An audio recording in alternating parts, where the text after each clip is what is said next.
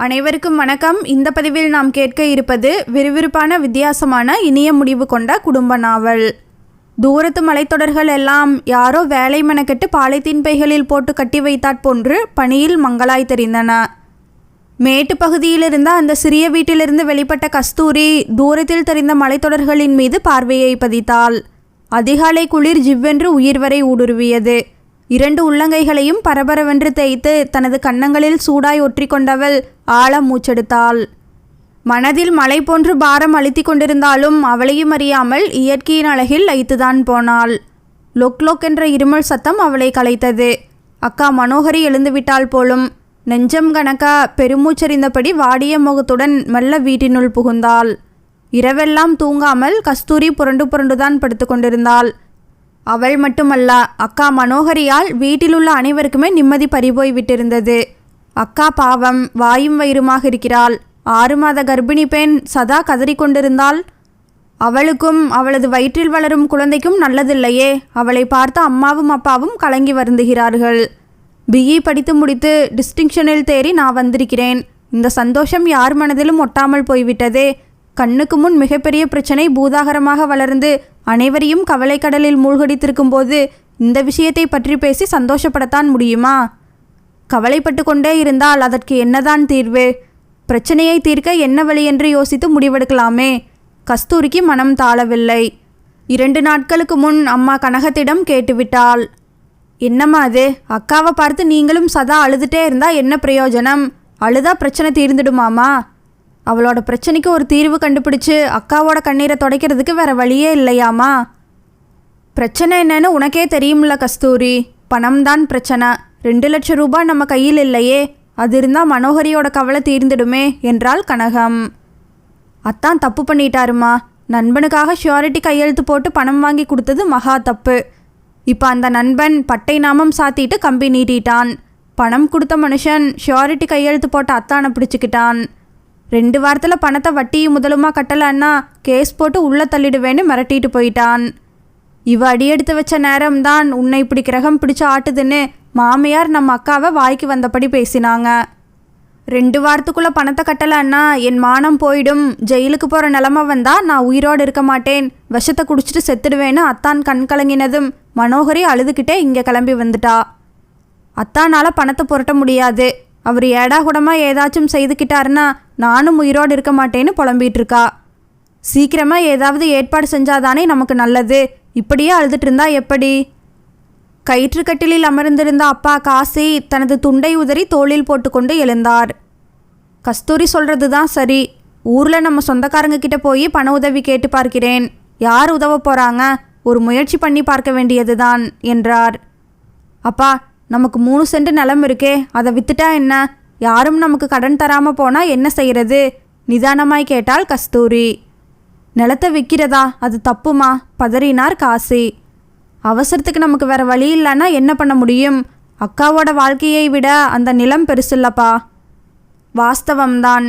ஆனால் அந்த நிலம் முதலாளி தந்ததாச்சே. என்னோட 20 வருட கால விசுவாசத்தை பார்த்துட்டு அவர் மனசார பாராட்டி பரிசா கொடுத்தாரே. அதை எப்படி விற்கிறது? அதுவும் இல்லாமல் இந்த குறுகின காலத்துக்குள்ளே அதை விற்று காசாக்கவும் முடியாது. புரியுதுப்பா. வழியே போனால் கிளவிங்கிற கதையா? நம்ம அவசரத்தை புரிஞ்சுட்டு அடிமாட்டு விலைக்கு தான் அதை கேட்பாங்க. அதுக்கு தானேப்பா தயங்குறீங்க? ஆமாம் கஸ்தூரி, பெருமூச்சு விட்டார் காசி. அப்பா, நம்ம முதலாளிக்கிட்டேயே உதவி கேட்டு பார்த்தா என்ன? அது நல்லா இருக்காது கஸ்தூரி. கஸ்தூரி புரிந்து கொண்டாள். கஸ்தூரி படித்து முடித்து இன்ஜினியராகி வந்திருக்கிறாள். முதலாளி சதாசிவம் தான் இவளை படிக்க வைத்தார். அது மட்டுமா? அக்கா மனோகரியும் அவரது தயவில் தானே கரையேறி இருக்கிறாள். அவளது கல்யாண செலவிற்கு பணம் தந்து உதவினாரே. முதலாளி சதாசிவத்தின் மனைவி அம்பிகை 5 வருடங்களுக்கு முன் வரலட்சுமி நோன்பிருந்து சுமங்கலி பூஜை செய்துவிட்டு அன்றிரவே தூக்கத்தில் மாரடைப்பு ஏற்பட்டு கண்ணை மூடிவிட்டிருந்தார். வெள்ளிக்கிழமை, அதுவும் சுமங்கலி பூஜை அன்றே சுமங்கலியாக அம்பிகை போய் சேர்ந்ததால் வருடந்தோறும் திருமணமாகும் பெண்களுக்கு தனது செலவிலேயே கூரைப்புடவையும் தங்கத்தாலியும் சீர்வரிசையும் நிறைவாக செய்து வந்தார் சதாசிவம். தனது எஸ்டேட்டில் வேலை செய்யும் தொழிலாளர்களின் மகள்களுக்கு மட்டுமே அந்த சலுகையை சதாசிவம் செய்வது வழக்கம். மனோகரிக்கு கூரைப்புடவை தங்கத்தாலி சீர்வரிசை மட்டுமல்ல, காசியின் விசுவாசத்தை மனதில் கொண்டு காசி, உன் மூத்த மகளோட கல்யாண செலவை நானே ஏற்றுக்கிறேன். அம்பிகைக்கு ஏழை பொண்ணுங்களோட கல்யாண செலவுக்கு பண உதவி பண்ணுறதுனா ரொம்பவே பிடிக்கும்.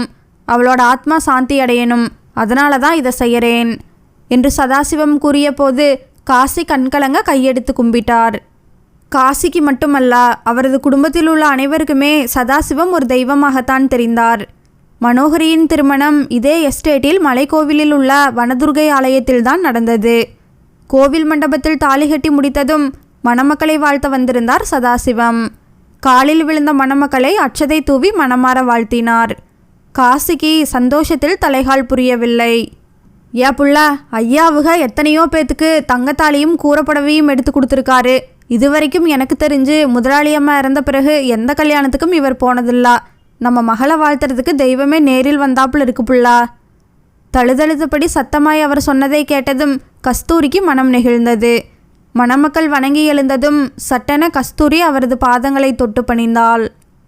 அந்த காலத்து ரெங்காராவை போன்று கம்பீரமாக பணக்கார கலையுடன் காண்போர் கையெடுத்து கும்பிடும்படியான தோற்றத்துடன் நின்றவரை நீர்கோர்த்த விழிகளுடன் தயக்கத்துடன் பார்த்தாள் கஸ்தூரி. உன் அக்கா கல்யாண பொண்ணு ஆசீர்வாதம் வாங்க காலில் விழுந்தா, நீ என்னத்துக்கு அனாவசியமா? அவர் பேசி முடிப்பதற்குள் இடைமறித்தாள் கஸ்தூரி. நன்றிங்க ஐயா, என்னை படிக்க வச்சுட்டு இருக்கிறவரும் நீங்கள் தான். எங்கள் அக்கா இன்னைக்கு இந்த மணக்கோலத்தில் மாலையும் கழுத்துமா நிற்கிறாளே, அதுவும் உங்கள் தயவால் தாங்க ஐயா. இந்த நன்றியை நான் என்றைக்குமே இல்லல்ல 7 ஜென்மத்துக்கும் மறக்க மாட்டேன் ஐயா. கம்பம், கும்மிளி, போடிமெட்டு, தேனி, கண்டமனூர், சுருளி, மயிலாடும்பாறை, நெடுங்குண்டம்னு நிறைய இடங்கள்ல உங்களுக்கு தேயிலை தோட்டம், காப்பி தோட்டம், ஏலக்காய், முந்திரி, கிராம்பு தோட்டங்களும் நிறுவனங்களும் ஏகப்பட்டது இருக்குது. இவ்வளோ பெரிய கோடீஸ்வரர் தொழிலதிபர் எங்கள் வீட்டு கல்யாணத்துக்கு வந்தது எவ்வளோ பெரிய விஷயம். எங்களுக்கு இது எவ்வளோ பெரிய பாக்கியம். உண்மையிலேயே நீங்கள் வந்ததுக்கு நாங்கள் ரொம்பவே கொடுத்து வச்சுருக்கணும் ஐயா. நீ சொன்னல்ல எத்தனையோ நிறுவனங்களும் தோட்டங்களும் இருக்குன்னு. ஆயிரக்கணக்கான தொழிலாளர்கள் இருந்தாலும் காசி மாதிரி உத்தமமான விசுவாசமான உழைப்பாளியை பார்க்கறது அபூர்வம். நான் எப்பவுமே இப்படித்தான். அபூர்வமான விஷயங்களுக்கு மதிப்பு கொடுக்கறது என்னோட வழக்கம் என்று பேசியபடியே அவளை ஏற இறங்க நோட்டமிட்டார் சதாசிவம். அந்த கணத்தில் அவரது விழிகள் கூர்மையடைந்தது. மின்னல் வெட்டியது போல் ஒரு பளபளப்பு தோன்றி மறைந்ததை கவனித்தாள் கஸ்தூரி. என்னம்மா மௌனமாயிட்டா? துண்டை உதறி போட்டபடி அவள் அருகில் காசி வந்து நின்றதும் சட்டென அவளது நினைவு சங்கிலி அறுபட்டது. என்னப்பா கேட்டீங்க? திகைப்புடன் அப்பாவை பார்த்தாள். நீயும் கவலைப்பட ஆரம்பிச்சிட்டியா? சரி, நான் இப்போவே ஊருக்கு போய் 4 பேத்த பார்த்து உதவி கேட்கிறேன். நீ தைரியமா இரு. அக்காவுக்கும் அம்மாவுக்கும் நீதானே ஆறுதல் சொல்லணும். படித்த பொண்ணு நீயே மனசை தளர விடலாமா? உன் யோசனைப்படி தான் நான் இப்போ கிளம்பி போகிறேன். சரிப்பா, பார்த்து பத்திரமா போயிட்டு வாங்க. பணம் கிடச்சிதுன்னா ஜாக்கிரதையாக கவனமாக எடுத்துகிட்டு வாங்கப்பா. தலையாட்டியபடி வீட்டை விட்டு வெளியேறினார் காசி. அவரது உருவம் தூரத்தில் ஒரு புள்ளியாகி தேய்ந்து மறையும் வரை பார்த்து கொண்டிருந்து விட்டு மெல்ல நகர்ந்தாள் கஸ்தூரி. அப்பா ஊருக்கு சென்று 2 நாட்களாகி விட்டிருந்தன. அவரிடமிருந்து ஒரு தகவலும் வராததால் இரவெல்லாம் மூவருமே தூங்கவில்லை. கஸ்தூரி, மணி என்னாச்சு? லேசாக இருமியபடி கேட்டாள் மனோகரி. சுவர் கடிகாரத்தில் பேட்டரி தீர்ந்து விட்டிருந்ததால் 1 வாரத்திற்கு மேலாக ஓடாமல் நின்று கிடந்தது. தனது செல்போனை எடுத்து ஆன் செய்து மணி 6 போகுதுக்கா என்றவள் அடுக்கலைக்குள் புகுந்தாள். சுக்கு மிளகை தட்டி பனை வெள்ளத்தை போட்டு வடிகட்டி வரக்காப்பி தயாரித்து கொண்டு வந்து அம்மாவுக்கும் மனோகரிக்கும் தந்துவிட்டு மெல்ல அமர்ந்தாள். உங்கள் அப்பா கிட்ட இருந்து ஒரு தகவலும் வரலையே, பயமாக இருக்கு. மனுஷன் ஒரு ஃபோன் பண்ணி பேசக்கூடாதா? புலம்பினாள் கனகம். அவரோட செல்ஃபோன் சுவிட்ச் ஆஃபில் இருக்கு. செல்லில் சார்ஜ் இறங்கி இருக்கும். வெளியில் லேண்ட்லைன்லேருந்து பேசியிருக்கலாம். அப்பா பேசாமல் இருக்கிறத பார்த்தா பணத்தோட தான் வருவார்னு தோணுது. நேரில் போய் பேசிக்கலாம்னு அமைதியாக இருக்கிறாரு போல. அவருக்கு என்ன அலைச்சலோ பாவம். தைரியமாக இருமா, எல்லாம் நல்லபடியாக நடக்கும். ஆறுதல் வார்த்தைகளை ஒப்புக்காக உதிர்த்தாலே தவிர உள்ளூர கஸ்தூரியின் மனதிலும் கவலையும் பயமும் முற்றுகையிட்டிருந்தன என்பது நிஜம். தேனியில் ஹாஸ்டலில் தங்கி படித்தாலும் விடுமுறைக்கு நெடுங்குண்டம் எஸ்டேட்டில் உள்ள வீட்டுக்கு வரும்போதெல்லாம் கஸ்தூரிக்கும் இருப்பே கொள்ளாது. வரிந்து கட்டி கொண்டு அடுக்கலையில் நலபாகத்தில் இறங்கி விடுவாள். கனப்பொழுது கூட சோம்பி இருக்க அவளது மனம் அனுமதிக்காது. இன்றும் அப்படித்தான். உள்ளூர கவலை அரித்து கொண்டிருந்தாலும் அடுக்கலைக்குள் புகுந்து கொண்டாள். அம்மா, என்ன சமைக்கட்டும்? உள்ளிருந்தபடியே கேட்டாள். உங்கள் அக்கா வயிற்று பிள்ளைக்காரி, அவளுக்கு பிடிச்சதை செய். அக்கா, மணத்தக்காளி வற்றலை வதக்கி மிளகையும் தேங்காயையும் அரைச்சி விட்டு சுள்ளுன்னு வத்த குழம்பு வைக்கட்டுமா? பருப்பு உசிலி தொட்டுக்க பண்ணட்டுமா? வக்கனையாக சாப்பிட்ற மனநிலையிலா நான் இருக்கேன்? சோகமாக எதிர்கேள்வி கேட்டாள் மனோகரி. உன் வயிற்றில் வளர்கிற குழந்தையை பட்னி போடலாமாக்கா? உன் பிரச்சனை இன்றைக்கோ நாளைக்கோ தீர்ந்துடும். பட்னி கிடந்து ஒன்று கிடக்க ஒன்று ஆயிட்டா என்ன பண்ணுறது? உனக்காக இல்லாட்டியும் பாப்பாவுக்காக நீ 3 வேளைக்கும் சாப்பிட்டு தான் ஆகணும். வேற வழி இல்லா. வெந்நீர் வைக்கிறேன், முதல்ல குளிச்சுட்டு வாக்கா ப்ளீஸ், எனக்காக. அக்காவின் அருகில் வந்து இதமாய் பேசி அவளது கலைந்த கூந்தலை வாத்சல்யத்துடன் ஒதுக்கிவிட்டாள் கஸ்தூரி. பிரச்சனை தீர்ந்துடும்ங்கிறியா? உனக்கு நம்பிக்கை இருக்கா? பரிதாபமாய் கேட்டாள் மனோகரி. நிச்சயமாக தீர்ந்துடும், எனக்கு நம்பிக்கை இருக்குக்கா. நீ எப்படி சொல்கிற கஸ்தூரி? நம்ப மாட்டாமல் கேட்டாள் மனோகரி. என் உள்மனசு சொல்லுது, நல்லது தான் நடக்கும்னு நம்புக்கா. நம்பிக்கை தானே வாழ்க்கை. குளிச்சுட்டு வந்து நம்ம குலதெய்வத்தை மனசார வேண்டிக்கோ. தெய்வம் நம்மை கைவிடாது, சரியா? நீ பேசினதை கேட்டதும் மனசுக்கு கொஞ்சம் தெம்பா இருக்கு. முணுமுணுத்தபடி கையை ஊன்றி நிதானமாக எழுந்து கொல்லைப்புறத்தில் இருந்த குளியலறையை நோக்கி சென்றாள் மனோகரி. அப்பா பணத்துடன் வந்து விடுவாரா? அனைவரும் கையை விரித்து விட்டார்கள் என்று கூறி அப்பா வெறும் கையோடு திரும்பி வருவாரா? அத்தானை இந்த இக்கட்டிலிருந்து காப்பாற்றி விட முடியுமா? அக்காவின் பிரச்சனை தீர்வதற்கு வழி கிடைக்காவிட்டால் அத்தானும் அக்காவும் ஏடாகூடமாய் முடிவெடுத்து விடுவார்களே. கடவுளே, எவ்வளோ பெரிய சோதனை! ஒருவேளை பணம் கிடைக்காததால் இந்த கவலையில் அப்பா வீட்டிற்கே வராமல் இருந்து விட்டால்? இந்த பாழாய் போன பணம் ஏழை குடும்பத்தில் பிறந்தவர்களை பாடாய்படுத்துகிறதே. இந்த பிரச்சனையிலிருந்து எப்படி மீண்டு எழப்போகிறோம் என்று தெரியவில்லையே. வானலியில் நல்லெண்ணெய் விட்டு மணத்தக்காளி வற்றலை வறுத்து கொண்டிருந்த கஸ்தூரியின் மனதில் கேள்விகள் முளைவிட்டன. விதி சிரித்தது. அக்காவுக்கு வந்த பிரச்சனை திசை மாறி இவளை நோக்கி பூதாகரமாய் வளர்ந்து இவளை விழுங்கிவிட தருணம் பார்த்து கொண்டிருந்தது. அன்று மதியம் 3 மணிக்கு கஸ்தூரியின் செல்போன் அவசர குரலில் அழைப்பு விடுத்தது. யாராக இருக்கும்? அப்பாவோ? இல்லையே, இது ஏதோ ஒரு லேண்ட்லைன் நம்பர் போலிருக்கிறதே. யோசித்தபடி செல்போனை அட்டன் செய்தாள். அக்கா மனோகரியும் அம்மா கனகமும் ஆசையாய் இவளது முகத்தை ஊன்றி பார்த்தனர். ஹலோ, நான் தான் அப்பா பேசுகிறேன் கஸ்தூரி. அப்பா காசியின் குரல். என்னப்பா அது? 2 நாளாக ஃபோனே பண்ணலா? நாங்கள் ரொம்ப டென்ஷன் ஆகிட்டோம்ப்பா. என்னோடய ஃபோன் ரிப்பேர் ஆகிடுச்சு. திண்டுக்கல், தேவதானப்பட்டி, வத்தலகுண்டுன்னு மாற்றி மாற்றி சொந்தக்காரங்க வீட்டுக்கு போனேன்னு இல்லையா? அலைச்சல் வேற, பயம் வேற, அதான் ஃபோன் பண்ணலா. நான் இப்போ வீரபாண்டியில் இருக்கிற என்னோடய பங்காளி வீட்டுக்கு வந்தேன். நாளைக்கு மதியத்துக்கு மேலே பணம் தர்றேன்னு சொல்லியிருக்கான். பணம் கிடச்சிரும்னு நம்பிக்கை வந்ததால தான் உனக்கு ஃபோன் போட்டேன். மனோகரியை தைரியமாக இருக்க சொல்லு. நாளை ராத்திரிக்கெல்லாம் நான் பணத்தோடு வந்துடுவேன். நீங்கள் 3 பேரும் நிம்மதியாக சாப்பிடுங்க. நம்ம கவலை தீர்ந்துடுச்சே. மறுமுனையில் காசியின் குரலில் உற்சாகமும் திருப்தியும் ததும்பின. அப்பாடா, ரொம்ப சந்தோஷமாக இருக்குப்பா. அப்பா பணத்தோடு வர்றீங்க, பத்திரமா வாங்கப்பா. பயப்படாத கஸ்தூரி, நான் பத்திரமா வந்துடுவேன். அம்மா கிட்டேயும் அக்கா கிட்டேயும் சொல்லிவிடு, நான் ஃபோனை வச்சுடுறேன். சரிப்பா. செல்ஃபோனை அணைத்துவிட்டு மலர்ந்த முகத்துடன் விஷயத்தை சொன்னாள். அதற்கு மேல் அவளுக்கு இருப்பு கொள்ளவில்லை. ஏலக்காயை தட்டி போட்டு டீ போட்டு மணக்க மணக்க டம்ளர்களில் நிரப்பி அவர்களுக்கு தந்துவிட்டு சுட சுட டீயை பருகிவிட்டு சிறு மூங்கில் குடையை எடுத்துக்கொண்டாள்.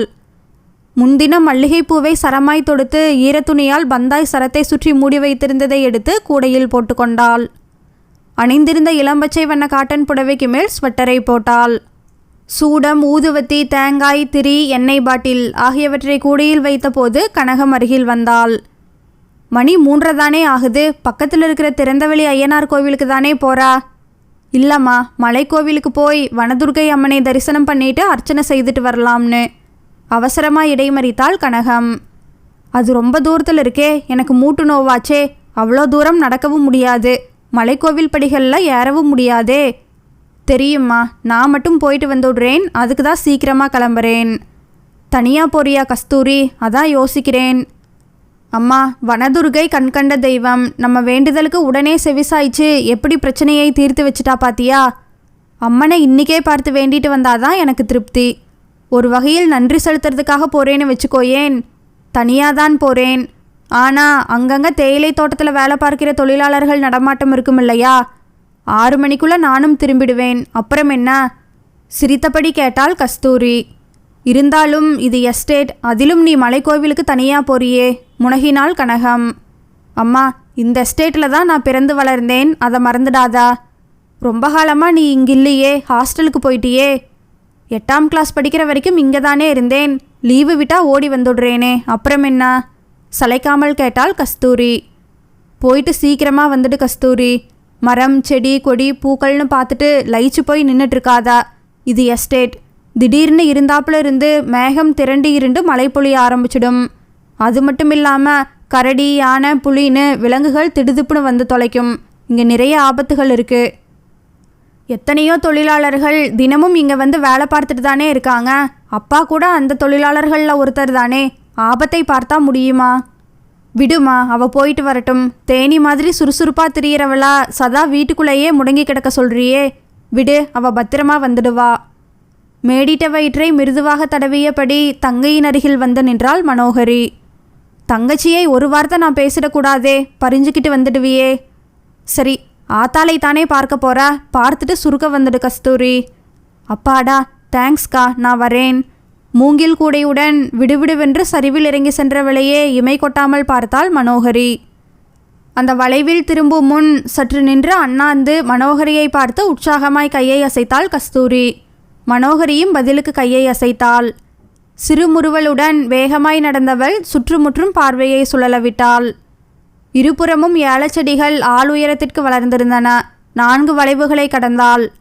சாலையோரம் இருந்த மரங்களில் மிளகு கொடிகள் உரிமையாய் சுற்றி படர்ந்து செழுமையை பறைசாற்றி கொண்டிருந்தன. பச்சை வண்ணத்தில் முத்து முத்தாயிருந்த பச்சை மிளகை தொட்டு பார்த்து ரசித்துவிட்டு 4 அடி நடந்திருப்பாள். சாலையோரத்தில் அந்த கொன்றை மரத்தில் பொன் வண்ணத்தில் சரம் சரமாய் கொன்றை பூக்கள் பூத்து குலுங்கி தொங்கிக் கொண்டிருப்பதை கண்டதும் லயித்து போய் மரத்தடியில் நின்றபடி அண்ணாந்து பார்த்தாள். வாவ், என்ன அழகு! தங்க நிறத்தில் கொன்றை பூ சரம் சரமாய் தொங்குதே. ஒரே ஒரு சரத்தை பறிச்சுக்கலாம். தனக்குள் பேசியபடி கையை உயர்த்தி அந்த சரத்தை பறிக்க முயன்றாள். கொன்றை மலர்கள் அவள் மீது அச்சதையாய் உதிர்ந்தன. கழுக்கென்று சிரித்து மகிழ்ந்தபடி பலங்கொண்ட மட்டும் சரத்தை இழுத்து பறிக்க அவள் குதிகாலில் எம்பி நின்றாள். அந்த வளைவில் நிதானமாய் வந்த படகு கார் 10 அடி தொலைவில் சட்டென நின்றதையோ, காருக்குள்ளிருந்த இளைஞன் விழிகள் விரிய கஸ்தூரியையே பார்த்து கொண்டிருப்பதையோ அவள் கவனிக்கவே இல்லை. இயற்கையின் அழகில் மனம் பறிகொடுத்து தன்னையும் அறியாமல் சிரித்து கொண்டிருந்தாள் கஸ்தூரி. சில கணங்கள் கூட அவளது மகிழ்ச்சி நீடிக்கவில்லை. பொத்தென்று மரத்திலிருந்து அவளது கழுத்தில் மாலை போல் கனமாய் பாம்பு விழுந்து தொலைத்தது. சில்லென்று நெழுக் நெழுக்கென்று பாம்பு அசைந்ததும் பயத்தில் வீலென்று அலறிவிட்டாள். விழிகளை இறுக மூடிய வண்ணம் அவள் அலறிய அலறல் அந்த எஸ்டேட் முழுவதும் எதிரொலித்தது. படகு காரில் அமர்ந்தபடி கஸ்தூரியின் அழகை ரசித்து கொண்டிருந்த கதிருக்கு திக்கென்றிருந்தது. திகைத்து அதிர்ந்து கார் கதவை திறந்து கொண்டு வேகமாய் இறங்கினான்.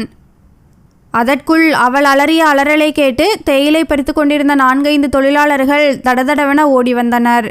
அவளது கழுத்தில் மாலை போல் விழுந்த கருநாகம் நிதானமாய் இறங்கி பின்பு சரசரவென்று மின்னல் வேகத்தில் சருகுகளிடையே சென்று மறைந்து விட்டது.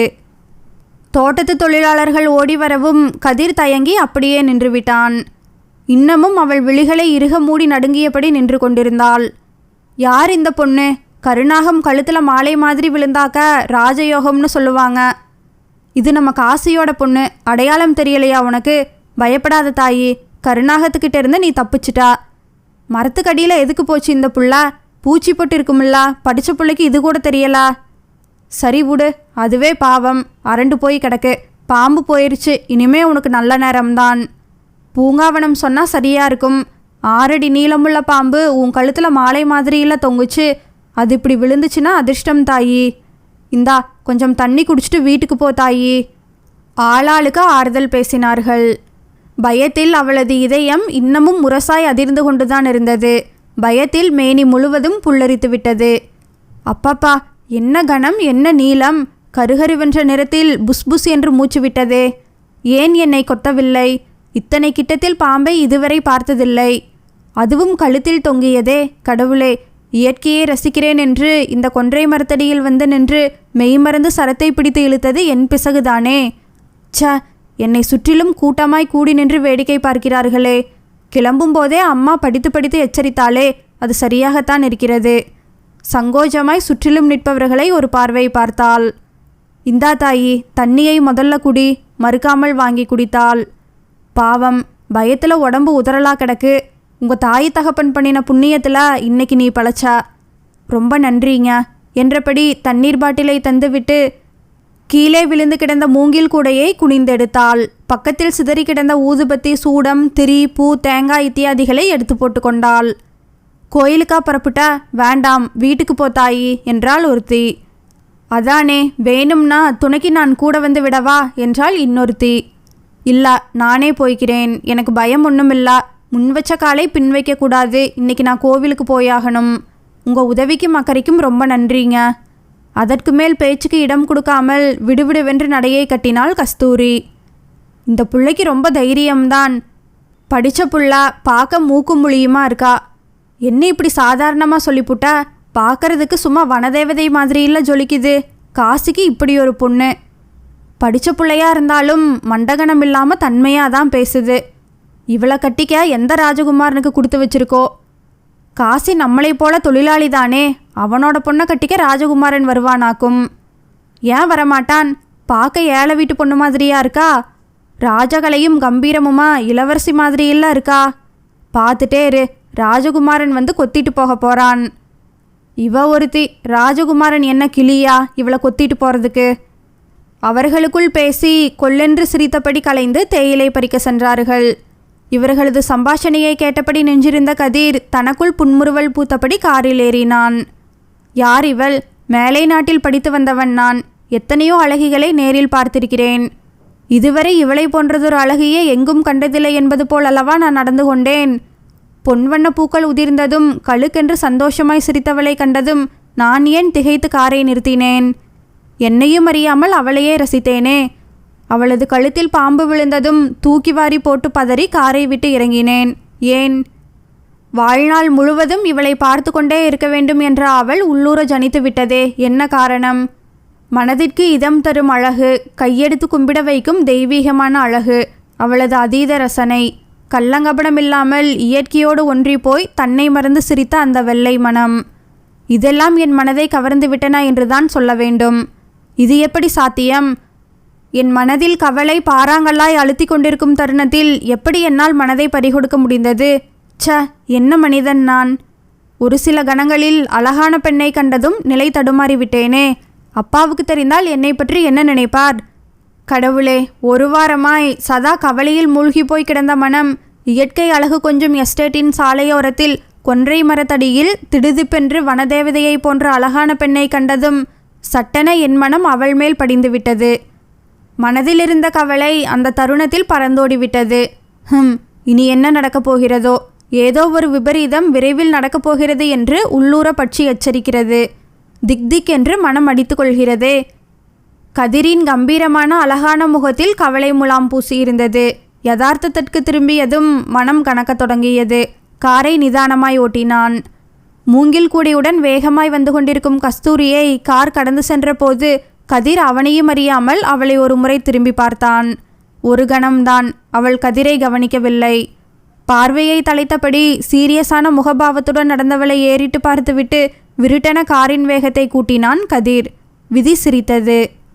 மலைக்கோவிலில் வனதுர்கையை மனமுருக தரிசித்துவிட்டு மூங்கில் கூடையுடன் பிரகாரத்தை வலம் வந்தாள் கஸ்தூரி. குளிர்காற்று விற்றென்று சுழன்றடித்தது. இடுப்பளவு கட்டப்பட்டிருந்த சுற்றுச்சுவர் அருகே வந்து நின்று கீழே பார்த்தபோது பச்சை பசேல் என்று அந்த பிரதேசம் கண்களை கட்டி போட்டது. பறவைகள் சங்கிலி தொடர் போல் கூட்டம் கூட்டமாய் தங்கள் இருப்பிடம் தேடி விரைந்து கொண்டிருந்தன. இயற்கை அழகில் லயித்து போய் சில கணங்கள் நின்றிருந்த கஸ்தூரி அரைமனதுடன் அந்த இடத்தை விட்டு விலகினாள். இருட்டுவதற்குள் வீடு போய் சேர வேண்டும். அம்மாவும் அக்காவும் கவலையுடன் காத்திருப்பார்களே என்ற எண்ணத்தில் வேகமாய் படிகளில் இறங்கினாள். கீழே இறங்கி அண்ணாந்து கோபுரத்தை பார்த்து வணங்கிவிட்டு விரைந்தாள். 40 அடி தூரம் கடந்திருப்பாள். தீனமாய் ஏதோ ஒரு குரல் கேட்டது. என்ன இது? சுற்றுமுற்றும் பார்த்தாள். சத்தம் எங்கிருந்து வருகிறது? சுற்றிலும் பார்வையால் துளாவினாள். நமக்கென்ன, சீக்கிரமாய் பத்திரமாய் வீடு போய் சேர்ந்தால் போதும் என்று சுயநலமாய் சிந்திக்க தெரியாதவள் கஸ்தூரி. அந்த பாதையிலிருந்து 5 அடி தூரத்திலிருந்து அந்த சப்தம் வந்து கொண்டிருந்தது. மெல்ல அருகில் சென்று எட்டி பார்த்தாள். 10 அடி ஆழத்தில் வட்டமாய் ஒரு குழி. அந்த குழியில் ஒரு புள்ளிமான் குட்டி வந்து விழுந்து வகையாய் மாட்டிக்கொண்டு தீனமாய் திகிலுடன் முனகிக் கொண்டிருந்தது.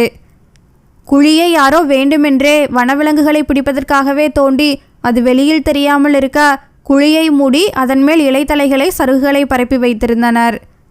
குழியின் அடியிலிருந்து பனை ஓலை தட்டையை பார்த்ததுமே கஸ்தூரிக்கு புரிந்துவிட்டது. இனத்தை விட்டு பிரிந்து தனியாக வந்து மாட்டிக்கொண்டோமே என்று பரிதாபமாய் அண்ணாந்து பார்க்கிறதே மான்குட்டி. இதை பிடித்து என்ன செய்ய போகிறார்கள்? கண்டிப்பாய் கொன்று மான்கறி சமைத்து புசிக்கத்தான் இந்த ஏற்பாடு, வேறென்ன? ச, யார் இந்த அக்கிரமத்தை செய்தார்கள்? கண்ணு கேட்டிய தூரம் ஒருவருமே தென்படவில்லையே. யாரையாவது உதவி அழைத்து வரலாமா? அதற்கு இன்னமும் வெகு தூரம் போக வேண்டும். அப்படி நாம் போய் அழைத்து வருவதற்குள் இந்த மான்குட்டிக்கு வேறு ஏதேனும் ஆபத்து வந்துவிடும். புலி போன்ற வனவிலங்குகளின் நடமாட்டம் இருப்பதாக அம்மா எச்சரித்தாளே. குழியில் என்னால் இறங்க முடியுமா? இறங்கினால் மான்குட்டியுடன் ஏறி வருவது சாத்தியமே இல்லை. 10 அடி ஆழமான குழியாய் இருக்கிறதே, போகவும் மனமில்லை. இங்கேயே தாமதித்தால் எனக்கும் சேர்த்து ஆபத்து காத்திருக்கிறது. மான்குட்டியின் தீனமான குரல் கேட்டு கண்டிப்பா இதை வேட்டையாட கொடிய விலங்கு இங்கு வந்தாலும் வரலாம். கடவுளே, இதென்ன சோதனை! இங்கேயே நிற்பதில் பிரயோஜனமில்லை. நேரமும் கரைந்து கொண்டிருக்கிறது. மனதை கல்லாக்கி கொண்டு நான் சென்று விட்டால் இரவெல்லாம் என்னால் தூங்க முடியுமா? இந்த மான்குட்டியை காப்பாற்றியே தீர வேண்டும். மனதில் உறுதி செய்து கொண்டதும் அவள் வெகு வேகமாய் அந்த பாதையில் ஓடினாள். அவளது அதிர்ஷ்டமோ மான்குட்டியின் அதிர்ஷ்டமோ, சில கணங்களில் பின்னால் ஒரு கார் வரும் சத்தம் கேட்டது. சட்டென நின்றாள். யாராயிருந்தாலும் நிறுத்தி உதவி கேட்டுவிட வேண்டியதுதான். பதைவதைப்புடன் கையை வேகமாய் அசைத்தாள். மனம் சரியில்லை என்று காரை எடுத்துக்கொண்டு எஸ்டேட்டில் ஒரு ரவுண்டு போய்விட்டு வரலாம் என்று கிளம்பியிருந்தான் கதிர். அவன்தான் இப்போது திரும்பி வந்து கொண்டிருந்தான். என்ன இது? அந்த வனதேவதை கையை அசைத்து காரை நிறுத்த சொல்கிறாளே. பதற்றத்துடன் வியர்க்க விறுவிறுக்க நின்று கொண்டிருக்கிறாள். கையில் அதே மூங்கில் கூடை. யோசனையுடன் காரை நிறுத்தினான். யாராவது இவளை துரத்தி கொண்டு வந்தார்களோ? பின்னால் திரும்பி பார்த்து கொண்டான். அப்புறம் ஏன் இந்த பதைவதைப்பு? அழகான மருண்ட விழிகளில் கண்ணீர் தேங்கி இருக்கிறதே. Yes, any help? பாதை தவறி போச்சா? வீட்டுக்கு போகணுமா? உங்கள் வீடு எங்கே இருக்குன்னு சொல்லுங்க. கார் கதவை திறந்துவிட எத்தனைத்தான் கதிர். இல்லை சார், பாதை தவறல சார். குயிலை பழித்த குரல் இதமாய் இனிமையாய் அவனது செவிகளை ஸ்பரிசித்தது. பின்ன யாராச்சும் உங்களை தொல்லை பண்ணினாங்களா? இல்லை சார், ஒரு ஹெல்ப் கேட்கலாம்னு தயங்கி நிறுத்தினாள். வாட்டசாட்டமாய் பணக்கார கலையுடன் படகு காரில் வலம் வருகிறார். இவரிடம் எப்படி சொல்வது? மான்குட்டிக்காக குழிக்குள் இறங்கும்படி கேட்டால் என்ன நினைப்பாரோ? மனதில் வரி வரியாய் யோசனையோடியது. தயங்காம கேளுங்க, என்ன ஹெல்ப்? முகத்தில் ஆணவத்தின் சாயல் சிறிதுமின்றி இயல்பாய் அவன் முறுவளித்ததும் அவளுக்குள் துணிவு துளிர்விட்டது. ஓ, ஒரு மான்குட்டி குழிக்குள்ளே விழுந்து மாட்டிக்கிடுச்சு. பாவம், தீனமாக கத்திக்கிட்டே இருக்கு. எங்க? கேட்டபடி காரை விட்டு வேகமாக இறங்கினான். பெரிய பணக்காரன் சாதாரண மான்குட்டிக்கு மனம் இறங்குவானா என்று சந்தேகப்பட்டு கொண்டிருந்த கஸ்தூரி அவன் காரிலிருந்து அவசரமாக இறங்கியதும் சற்று திகைத்துதான் போனாள். உள்ளூர அப்பாடா என்று நிம்மதி ஜனித்ததோடு அவளது கவலையும் தீர்ந்தது. அதோ அங்கிருக்கு சார், வாங்க, பக்கம்தான். கையை நீட்டி சுட்டி காட்டினாள். உற்சாகமாய் பேசியபடி வேகமாய் நடந்தாள். ஆஜானுபாகுவாய் 6 அடி உயரத்தில் இருந்த கதிர் விரைந்து முன்னே நடந்தபோது அவனது வேகத்திற்கு கஸ்தூரி ஓட்டமும் நடையுமாய் விரைய வேண்டியிருந்தது. குழிக்குள் இருந்த மான்குட்டியை எட்டி பார்த்த கதிர் ஒரு கணம் கூட யோசிக்காமல் தனது சட்டை பாக்கெட்டில் இருந்த விலை உயர்ந்த செல்போனை எடுத்து கஸ்தூரியிடம் நீட்டினான். அவள் அதை வாங்கி கொண்டதும் லாவகமாய் குழிக்குள் இறங்கிவிட்டான். குளிரினாலோ பயத்தினாலோ நடுங்கிக் கொண்டிருந்த மான்குட்டியை தூக்கி கொண்டான். ஒரு கையால் மான்குட்டியை மார்போடு அணைத்தபடி ஏறும்போது சிரமமாகத்தான் இருந்தது. இருமுறை சறுக்கியது. சறுக்கியவன் விழப்பார்த்த போது கஸ்தூரி ஏகத்திற்கும் பதறினாள். பார்த்து சார், பார்த்து, ஜாக்கிரதா. அவளது பதற்றத்தையும் பரிதவிப்பையும் அவன் உள்ளூர ரசித்தான். கல்லூரியில் உயரம் தாண்டுதல், நீளம் தாண்டுதல், கூடைப்பந்து, கால்பந்து போன்ற விளையாட்டுகளில் கலந்து கொண்டு பரிசுகளை அள்ளி சென்ற கதிருக்கு இந்த குழி எம்மாத்திரம்? பிடிப்பெதுவும் இல்லையே. வேண்டுமென்றே உதட்டை பிதுக்கி அவளது பதற்றத்தை அதிகரித்தான். ஐயோ சார், இப்போ என்ன பண்ணுறது? நான் உங்களை இக்கட்டில் மாட்டி விட்டுட்டேனே. என்னால் தானே உங்களுக்கு இந்த கஷ்டம். கஸ்தூரியின் அழகிய விழிகளில் நீர் திரையிட்டது. விட்டால் கோவென்று அழுது விடுவாள் போல் இருந்தது. இதற்கு மேல் இவளை கலங்க வைப்பது சரியல்ல என்று மனமிளகியவன் ஒரு வழியாக மான்குட்டியுடன் மேலே ஏறினான். அவனது சந்தன கலர் சட்டையில் செம்மண் படிந்த அலங்கோலமாய் கசங்கியிருந்தது. சாரி சார், உங்களுக்கு நிறைய சிரமத்தை நான் ஏற்படுத்திட்டேன். அதே சமயத்தில் ரொம்ப நன்றி இந்த மான்குட்டியை காப்பாற்றினதுக்கு. அவனது செல்போனை நீட்டினாள் கஸ்தூரி. அதை வாங்கி சட்டை பையில் வைத்து கொண்டே, இந்தாங்க, நான் தான் உங்களுக்கு நன்றி சொல்லணும். இந்த ஜீவனை காப்பாற்றுறதுக்கு ஒரு சந்தர்ப்பம் உங்களால் தானே கிடச்சிது. மான்குட்டியை அவளிடம் தந்தபோது தற்செயலாக அவளது கை மீது அவன் விரல்கள் பட்டன. விழிகள் விரிய மான்குட்டியை ஏந்தி கொண்டபடி வாத்சல்யத்துடன் அதன் தலையை வருடி கொடுத்து முத்தமிட்டாள் கஸ்தூரி. அந்தி சாயுது, இருட்ட ஆரம்பிச்சிடும் என்றபடி அவன் நடக்க அவனை பின்தொடர்ந்தாள். மான்குட்டியின் முகத்தோடு தன் முகத்தை இழைத்து குதூகலித்தவளை திரும்பி பார்த்தான். இவளே ஒரு பொன்மான் போன்றிருக்கிறாள். குட்டிமானை கொஞ்சுகின்ற இந்த பொன்மானை நான் கொஞ்சினால்? மனதில் திடுமென்று எழும்பிய ஆசையை தட்டி அடக்கினான் கதிர். கார் நிறுத்தப்பட்டிருந்த இடத்திற்கு வந்ததும் அவளை ஊன்றி பார்த்தான். எஸ்டேட்டில் இருட்டு சீக்கிரமாக கவிழ்ந்துடும். ஐயம் கதிர், உங்களுக்கு ஆட்சேபம் இல்லைன்னா காரில் ஏறுங்க. உங்கள் வீடு எங்கே இருக்குன்னு சொல்லுங்கள், ட்ராப் பண்ணிடுறேன். அவனது கண்ணியமான பேச்சும் நடவடிக்கையும் நல்ல அபிப்பிராயத்தை உண்டு பண்ணியிருந்ததால் மறுப்பு சொல்லாமல் ஏறிக்கொண்டாள் கஸ்தூரி. பைதி பை, தனியாக கோவிலுக்கு போயிட்டு வர்றீங்க போல இருக்கு. இந்த எஸ்டேட்டுக்கு நீங்கள் புதுசாக படிச்சிட்ருக்கீங்களா? அவளது பேச்சுக்கு மதிப்பு கொடுத்து சிரமம் பாராமல் மான்குட்டியை காப்பாற்றி தந்தவனாயிற்றே. அவனிடம் விபரம் சொல்வதில் தவறில்லை என்று தோன்றியது. வனதுர்கை கோயிலுக்கு போனேன். எங்கள் அப்பா இந்த எஸ்டேட்டில் தான் பல வருஷமாக வேலை பார்க்கிறாரு. நான் ஹாஸ்டலில் தங்கி படித்தேன். பிஇ படிப்பு முடிஞ்சிடுச்சு. பேரு கஸ்தூரி. கஸ்தூரி, கஸ்தூரிமான். தனக்குள் முணுமுணுத்து கொண்டவன் அவளையும் அவளது மடியிலிருந்த மான்குட்டியையும் பார்த்துவிட்டு தலையை சற்றே சரித்து கடகடவென்று சிரித்தான் கதிர். எதுக்கு சிரிக்கிறீங்க சார்? துணிந்து கேட்டுவிட்டாள். செக்க செவ்வானமாய் முகம் சிவந்து போனது. காட்டு விலங்குகளை பிடிச்சு வச்சுக்கிறதும் வளர்க்கிறதும் சட்டப்படி குற்றம் இல்லையா? இந்த மான்குட்டியை என்ன செய்யறதா உத்தேசம்? அவன் வேண்டுமென்றே பேச்சை மாற்றியது அவளுக்கு புரிந்தது. அதான் எனக்கும் புரியலா. ஏதாச்சும் ஐடியா சொல்லுங்களேன் சார். வீட்டுக்கு இதை எடுத்துகிட்டு போனாலும் திட்டுதான் விழும். நீங்கள் இதுக்காக சிரிச்சதா தெரியலையே. புத்திசாலிதான். கஸ்தூரிங்கிற பேர் உங்களுக்கு ரொம்ப பொருத்தமாக இருக்குது. கஸ்தூரி, கஸ்தூரிமான். இதை நினச்சிதான் சிரிச்சேன். வெளிப்படையாய் பேசிவிட்டு முறுவலித்தான். இந்த மானை எங்கிட்ட கொடுத்துடுங்க. வனத்துறை அதிகாரி எங்களுக்கு குடும்ப நண்பர் தான். அவர்கிட்ட ஒப்படைச்சிடுறேன். ரொம்ப நன்றி சார். இருவரின் விழிகளும் நேசமாய் மோதி கொண்டன. அதோ அந்த திறந்தவெளி ஐயனார் கோவில் இருக்கே, அங்கே இறக்கி விட்டுருங்க. வீடு பக்கம்தான், நான் போயிடுவேன். மான்குட்டியை அவனது காரிலேயே விட்டுவிட்டு மூங்கில் கூடையுடன் இறங்கி கொண்டாள். மரத்துக்கு கீழே நிற்காதீங்க கஸ்தூரி. மறுபடியும் ஏதாவது ஒரு பாம்பு கழுத்தில் மாலை மாதிரி விழுந்துட போகுது. பத்திரமா போங்க. அவன் பேசியதும் திகைத்தாள். வர்ற வழியில் உங்களை பார்த்தேன், அதான். ஜாக்கிரதையாக போங்க Kasthuri. Bye. Thank you so much. 4 விழிகளும் கலந்தபோது கஸ்தூரியின் இதய கூட்டிற்குள் பஞ்சவர்ண கிளி சிறகடித்தது. அவனது கார் தூரத்தில் சென்று மறையும் வரை பார்த்து கொண்டே நின்றிருந்தாள். மான்குட்டியை மட்டுமல்ல, கதிர் என்னுடைய இதயத்தையும் சேர்த்து எடுத்துக்கொண்டு போய்விட்டாரே. யார் இவர்? இவரது ஊர் என்ன? இவரை பற்றி ஒரு விபரமும் தெரிந்து கொள்ளவில்லையே. ஒன்றுமே தெரியாத நிலையில் அவரிடம் மனதை பறிகொடுத்து விட்டேனே. கனத்த மனதுடன் மேட்டிலிருந்த வீட்டை நோக்கி மெல்ல நடந்தாள். இரவு முழுவதும் கஸ்தூரி தூங்கவே இல்லை. குழிக்குள் இருந்த மான்குட்டியை தூக்கி கொண்டு அவளிடம் கதிர் நீட்டிய காட்சியும், அவனுடன் காரில் அருகில் அமர்ந்து வந்தபோது அவன் பேசிய காட்சியும் திரும்ப திரும்ப மனக்கண்ணில் வந்து போயின. கஸ்தூரி, கஸ்தூரிமான் என்று மென்மையான குரலில் அவளது செவியில் கதிர் கிசுகிசுப்பாய் அழைப்பது போன்றதொரு பிரம்மை. நான் ஒரு ஏழை, அவரோ பெரும் பணக்காரராய் தெரிகிறார். ஏணி வச்சாலும் எட்டாதே. முடவன் கொம்புத்தேனுக்கு ஆசைப்பட்டது போல் நான் அவரை நேசிக்கிறேனே. இது தவறில்லையா? தன்னைத்தானே அவ்வப்போது சாடிக்கொண்டாலும் தண்ணீருக்குள் அமுக்கப்பட்ட பந்து குபீரென்று எம்பி மேலெழுவது போல கதிரின் ஞாபகம்தான் சதா வந்து தொலைத்தது. என்ன கஸ்தூரி, கோவிலுக்கு போயிட்டு வந்ததுலேருந்து சரியாகவே பேச மாட்டேங்கிறா? அக்கா மனோகரி கேட்டுவிட்டாள். இல்லைக்கா, லேசா தலைவலி, வேறொன்றும் இல்லை, மழுப்பினாள். பாம்பு தன்மேல் விழுந்ததையோ மான்குட்டியின் சமாச்சாரத்தையோ அவள் சொல்லவே இல்லை. காதல் புகுந்து கொண்டதால் மனம் தனிமையை மட்டும் விரும்பியது. உள்ளம் கவர்ந்த கதிருடன் கனவுலகில் சஞ்சரித்தாள். ரக்கைகள் முளைத்து ஆகாயத்தில் பறப்பதை போன்ற சுக அனுபவத்தை அவள் நிரம்பவே ரசித்தாள். மறுநாள் இரவு அப்பா காசியின் வரவிற்காக வீடே ஆவலுடன் காத்து கிடந்தது. ஆனால் இரவு 10:30 மணி வாக்கில் வந்து சேர்ந்த காசி பெரிய குண்டை தூக்கி போட்டார். கடைசி நேரத்தில் கையை விரிச்சிட்டாங்கம்மா, பணம் கிடைக்கலன்னு என்று தழுதழுத்தார். ஏன்பா, பணம் தரதா நம்பிக்கையாக சொன்னாங்கல்ல?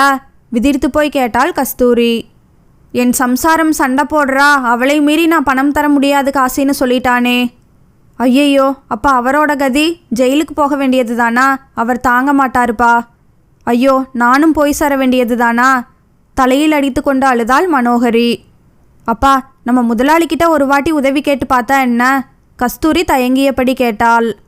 வேணும்னா அவர் நமக்கு தந்தாரே அந்த நிலத்து பத்திரத்தை அவர்கிட்ட திருப்பி தந்துட்டு பண உதவி கேட்டு பாருங்களேன். ஐயோ, அவர்கிட்ட எப்படி போய் கேட்கிறது? தர்ம சங்கடப்பட்டார் காசி. வேற வழி இல்ல, அவர் நமக்கு சாமி மாதிரின்னு சொல்வீங்கல்ல, சாமிக்கிட்ட நம்ம நிலைமையை எடுத்து சொல்லுங்கப்பா.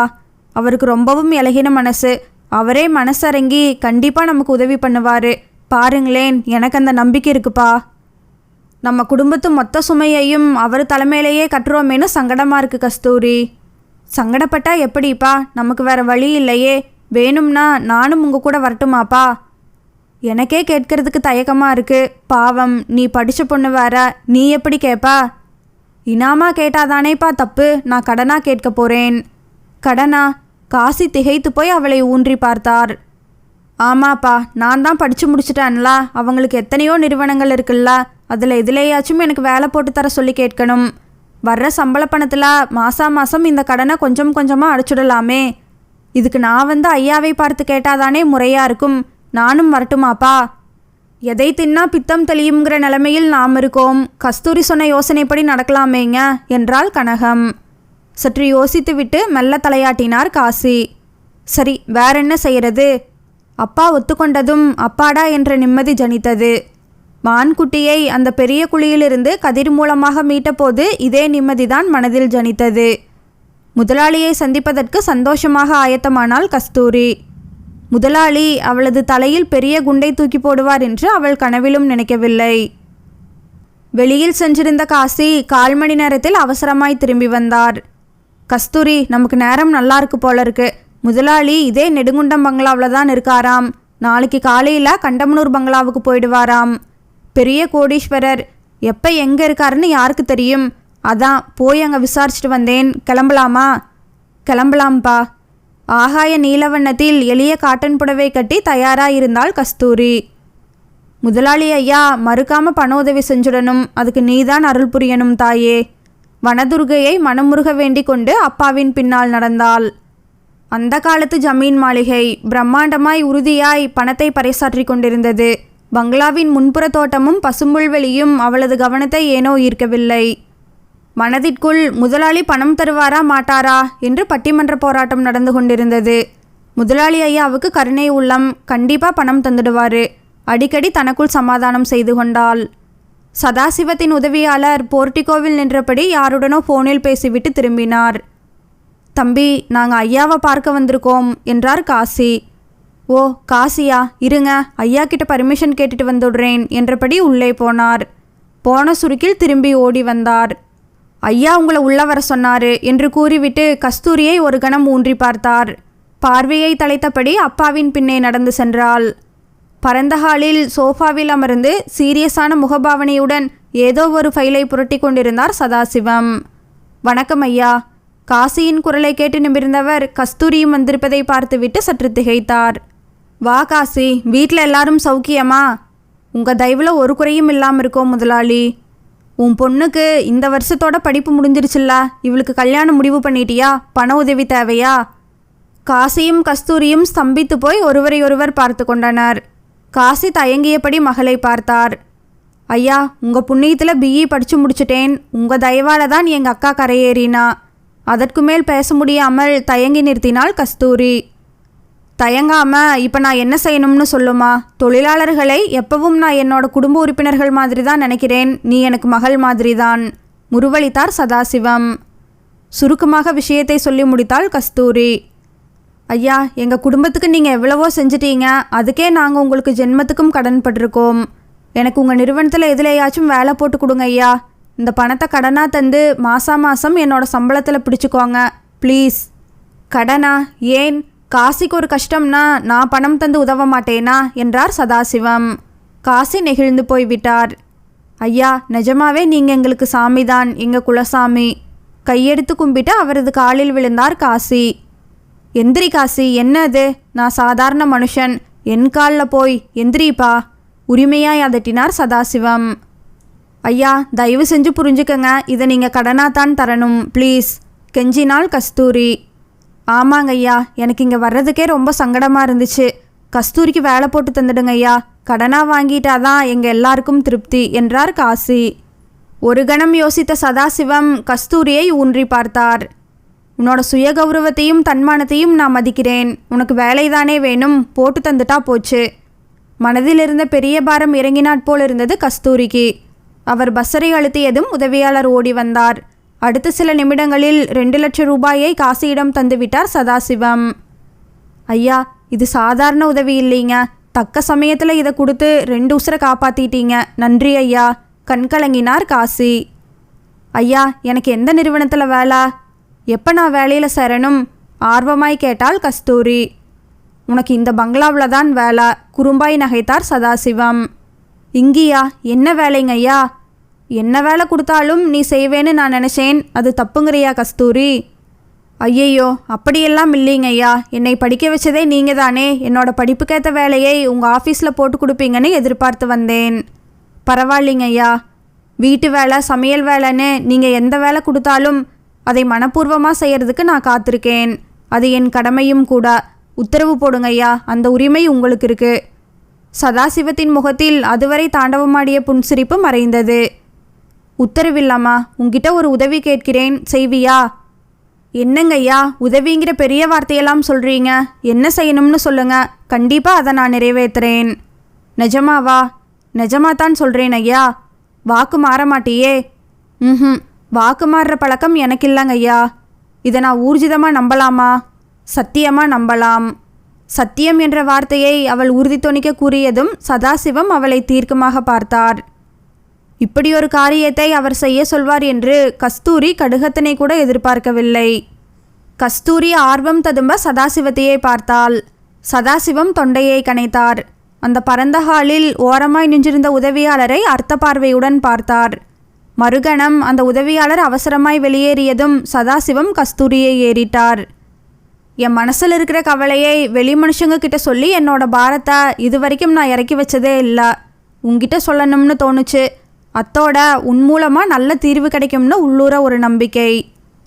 உங்கள் நம்பிக்கைக்கு நான் பாத்திரமானது என்னோட பாக்கியம்தான். சொல்லுங்க ஐயா. கஸ்தூரிக்குள் மகிழ்ச்சி வெள்ளம் புரண்டோடியது. அந்த கவலை தான் என்னை ஆட்டி படைக்குது. புரியும்படியாக சொல்கிறேன். ராமலிங்கம் எனக்கு ஒரு ஒன்று விட்ட அண்ணன், பெரியப்பா மகன். நானும் ராமலிங்கமும் அண்ணன் தம்பிகள் மாதிரி பழகலா, நெருங்கின நண்பர்கள் மாதிரி தான் உயிராக இருப்போம். அது என்ன சாபமோ தெரியல. கருவேப்பிலை கொத்து மாதிரி அவனுக்கு ஒரே பிள்ளை, எனக்கும் ஒரே பிள்ளைதான். அவனோட பிள்ளையும் என் மகனும் கூட இணை பிரியவே மாட்டாங்க. என்னை போலவே ராமலிங்கமும் சில வருஷங்களுக்கு முன்னாடி மனைவியை இழந்துட்டான். ராமலிங்கத்தோட பிள்ளைக்கு 3 வருஷத்துக்கு முன்னாடி கல்யாணம் ஆயிடுச்சு. வம்சத்துக்கு ஒரு வாரிசு பிறக்கலா. டெஸ்ட் பண்ணி பார்த்ததில் அவனோட மருமகள் கிட்ட குறை இருக்குன்னு டாக்டர் சொன்னாங்களாம். கருமுட்டையை உருவாக்குற சக்தி அவங்களோட கர்ப்பப்பைக்கு இல்லையாம். இந்த விஷயம் கேள்விப்பட்டதிலிருந்து ராமலிங்கம் ரொம்ப உடஞ்சு போயிட்டான். ஆனால் ஏதோ ஒரு நம்பிக்கையில் கோவில் குளத்துக்கு அலைஞ்சாங்க. சமீபத்தில் திருவண்ணாமலைக்கு போயிட்டு ஊர் திரும்புகிறப்போ அவங்க வந்த கார் மேலே லாரி மோதி பெரிய விபத்து நடந்துடுச்சு. ஐயையோ, பதறினாள் கஸ்தூரி. உயிர் சேதம் ஏதாச்சும் ஆயிடுச்சா ஐயா? திகிலுடன் கேட்டாள். இல்லை, ஆனால் அதுக்கு இணையான பெரிய இழப்பு ஏற்பட்டு போச்சு. ராமலிங்கத்தோட பிள்ளை ரவிக்கு மூளைசாவு ஏற்பட்டதோடு ராமலிங்கத்துக்கும் தண்டுவடத்தில் நல்ல அடி. ரவியை இப்படியே வச்சிருந்தா பிரயோஜனம் இல்லைன்னு டாக்டர் சொல்லிட்டாங்க. ஆனால் ராமலிங்கம் இந்த செய்தியை தன்னோட மருமகளுக்கு தெரியாமல் மறைக்க சொல்லிட்டான். ரவிக்கு மூளைதானே செயலிழந்திருக்கு. அவனோட உயிரணுவை எடுத்து எப்படியாச்சும் வம்சத்துக்கு ஒரு வாரிசை உருவாக்கிடணும்னு கதறிட்டு இருக்கான். வாரிசு உருவாயிடுச்சுன்னா டாக்டர்ஸோட ஆலோசனைப்படி ரவியோட உறுப்புகளை எடுத்து பாதிக்கப்பட்டவங்களுக்கு தானம் தரவும் தயாராக இருக்கான். இப்போ உடனடியாக ஒரு கருமுட்டையை தானம் வாங்கி அதை கருத்தரிக்க வச்சு அந்த மருமகளோட கர்ப்பப்பையில் செலுத்தலாம்னா அதுலேயும் ஒரு சிக்கல். அந்த பொண்ணு மனசளவில் உடல் அளவில் பாதிக்கப்பட்டிருக்காளாம். இப்போதைக்கு எந்த முயற்சி செஞ்சாலும் அது வீணாகத்தான் போகும்னு டாக்டர்ஸ் எச்சரிக்கிறாங்க. ராமலிங்கத்தோட நிலைமை யாருக்கும் வரக்கூடாதுமா. சதாசிவம் என் வம்சம் தழைக்க ஒரு வழி சொல்லுன்னு அலறான். வம்சம் தழைக்க ஒரு ஏற்பாடு செஞ்சுட்டா அந்த நிம்மதியிலேயே நான் கண்ணை மூடிடுவேன்னு சொல்கிறான். சதாசிவம் இதை சொல்லி முடித்துவிட்டு துக்கம் தாழாமல் கண்ணீர் வடித்தார். ஐயா, கேட்கவே ரொம்ப கஷ்டமாக இருக்குது. உங்களுக்கு எப்படி ஆறுதல் சொல்கிறதுனே தெரியல. ஐயா, என் மூலமாக ஏதோ நல்ல தீர்வு கிடைக்கும்னு நம்புறதா சொன்னீங்களே, அது என்னங்க ஐயா? கஸ்தூரி அவரை பரிதாபமாய் பார்த்தபடி கேள்விக்கணையை தொடுத்தாள். ராமலிங்கத்தோட வம்சம் கண்டிப்பாக தலைக்கணும். கிட்டத்தட்ட எனக்கு ஈக்குவலான சொத்து பத்துகள் அவனுக்கு இருக்குது. அந்த வம்சத்துக்கு ஒரு வாரிசை உருவாக்கி தரேன்னு நான் வாக்கு தந்திருக்கேன். அதை நம்பி தான் அவனும் உயிரை பிடிச்சிட்டு இருக்கான். அதனால் நீ தான் ஒரு வாடகை தாயாக இருந்தால் அந்த குழந்தையை பெற்று தரணும். ஐயா, என்ன சொல்கிறீங்க? கோடிக்கணக்கான சொத்து குவிஞ்சு கிடக்கு. காசை தூக்கி போட்டால் 1000 பேர் வாடகை தாயாக இருக்க ஓடி வருவாங்க. ஆனால் நான் அதை விரும்பலை. நல்ல குணாதிசயம் கொண்ட கண்ணியமான பொண்ணை தான் நான் தேடினேன்.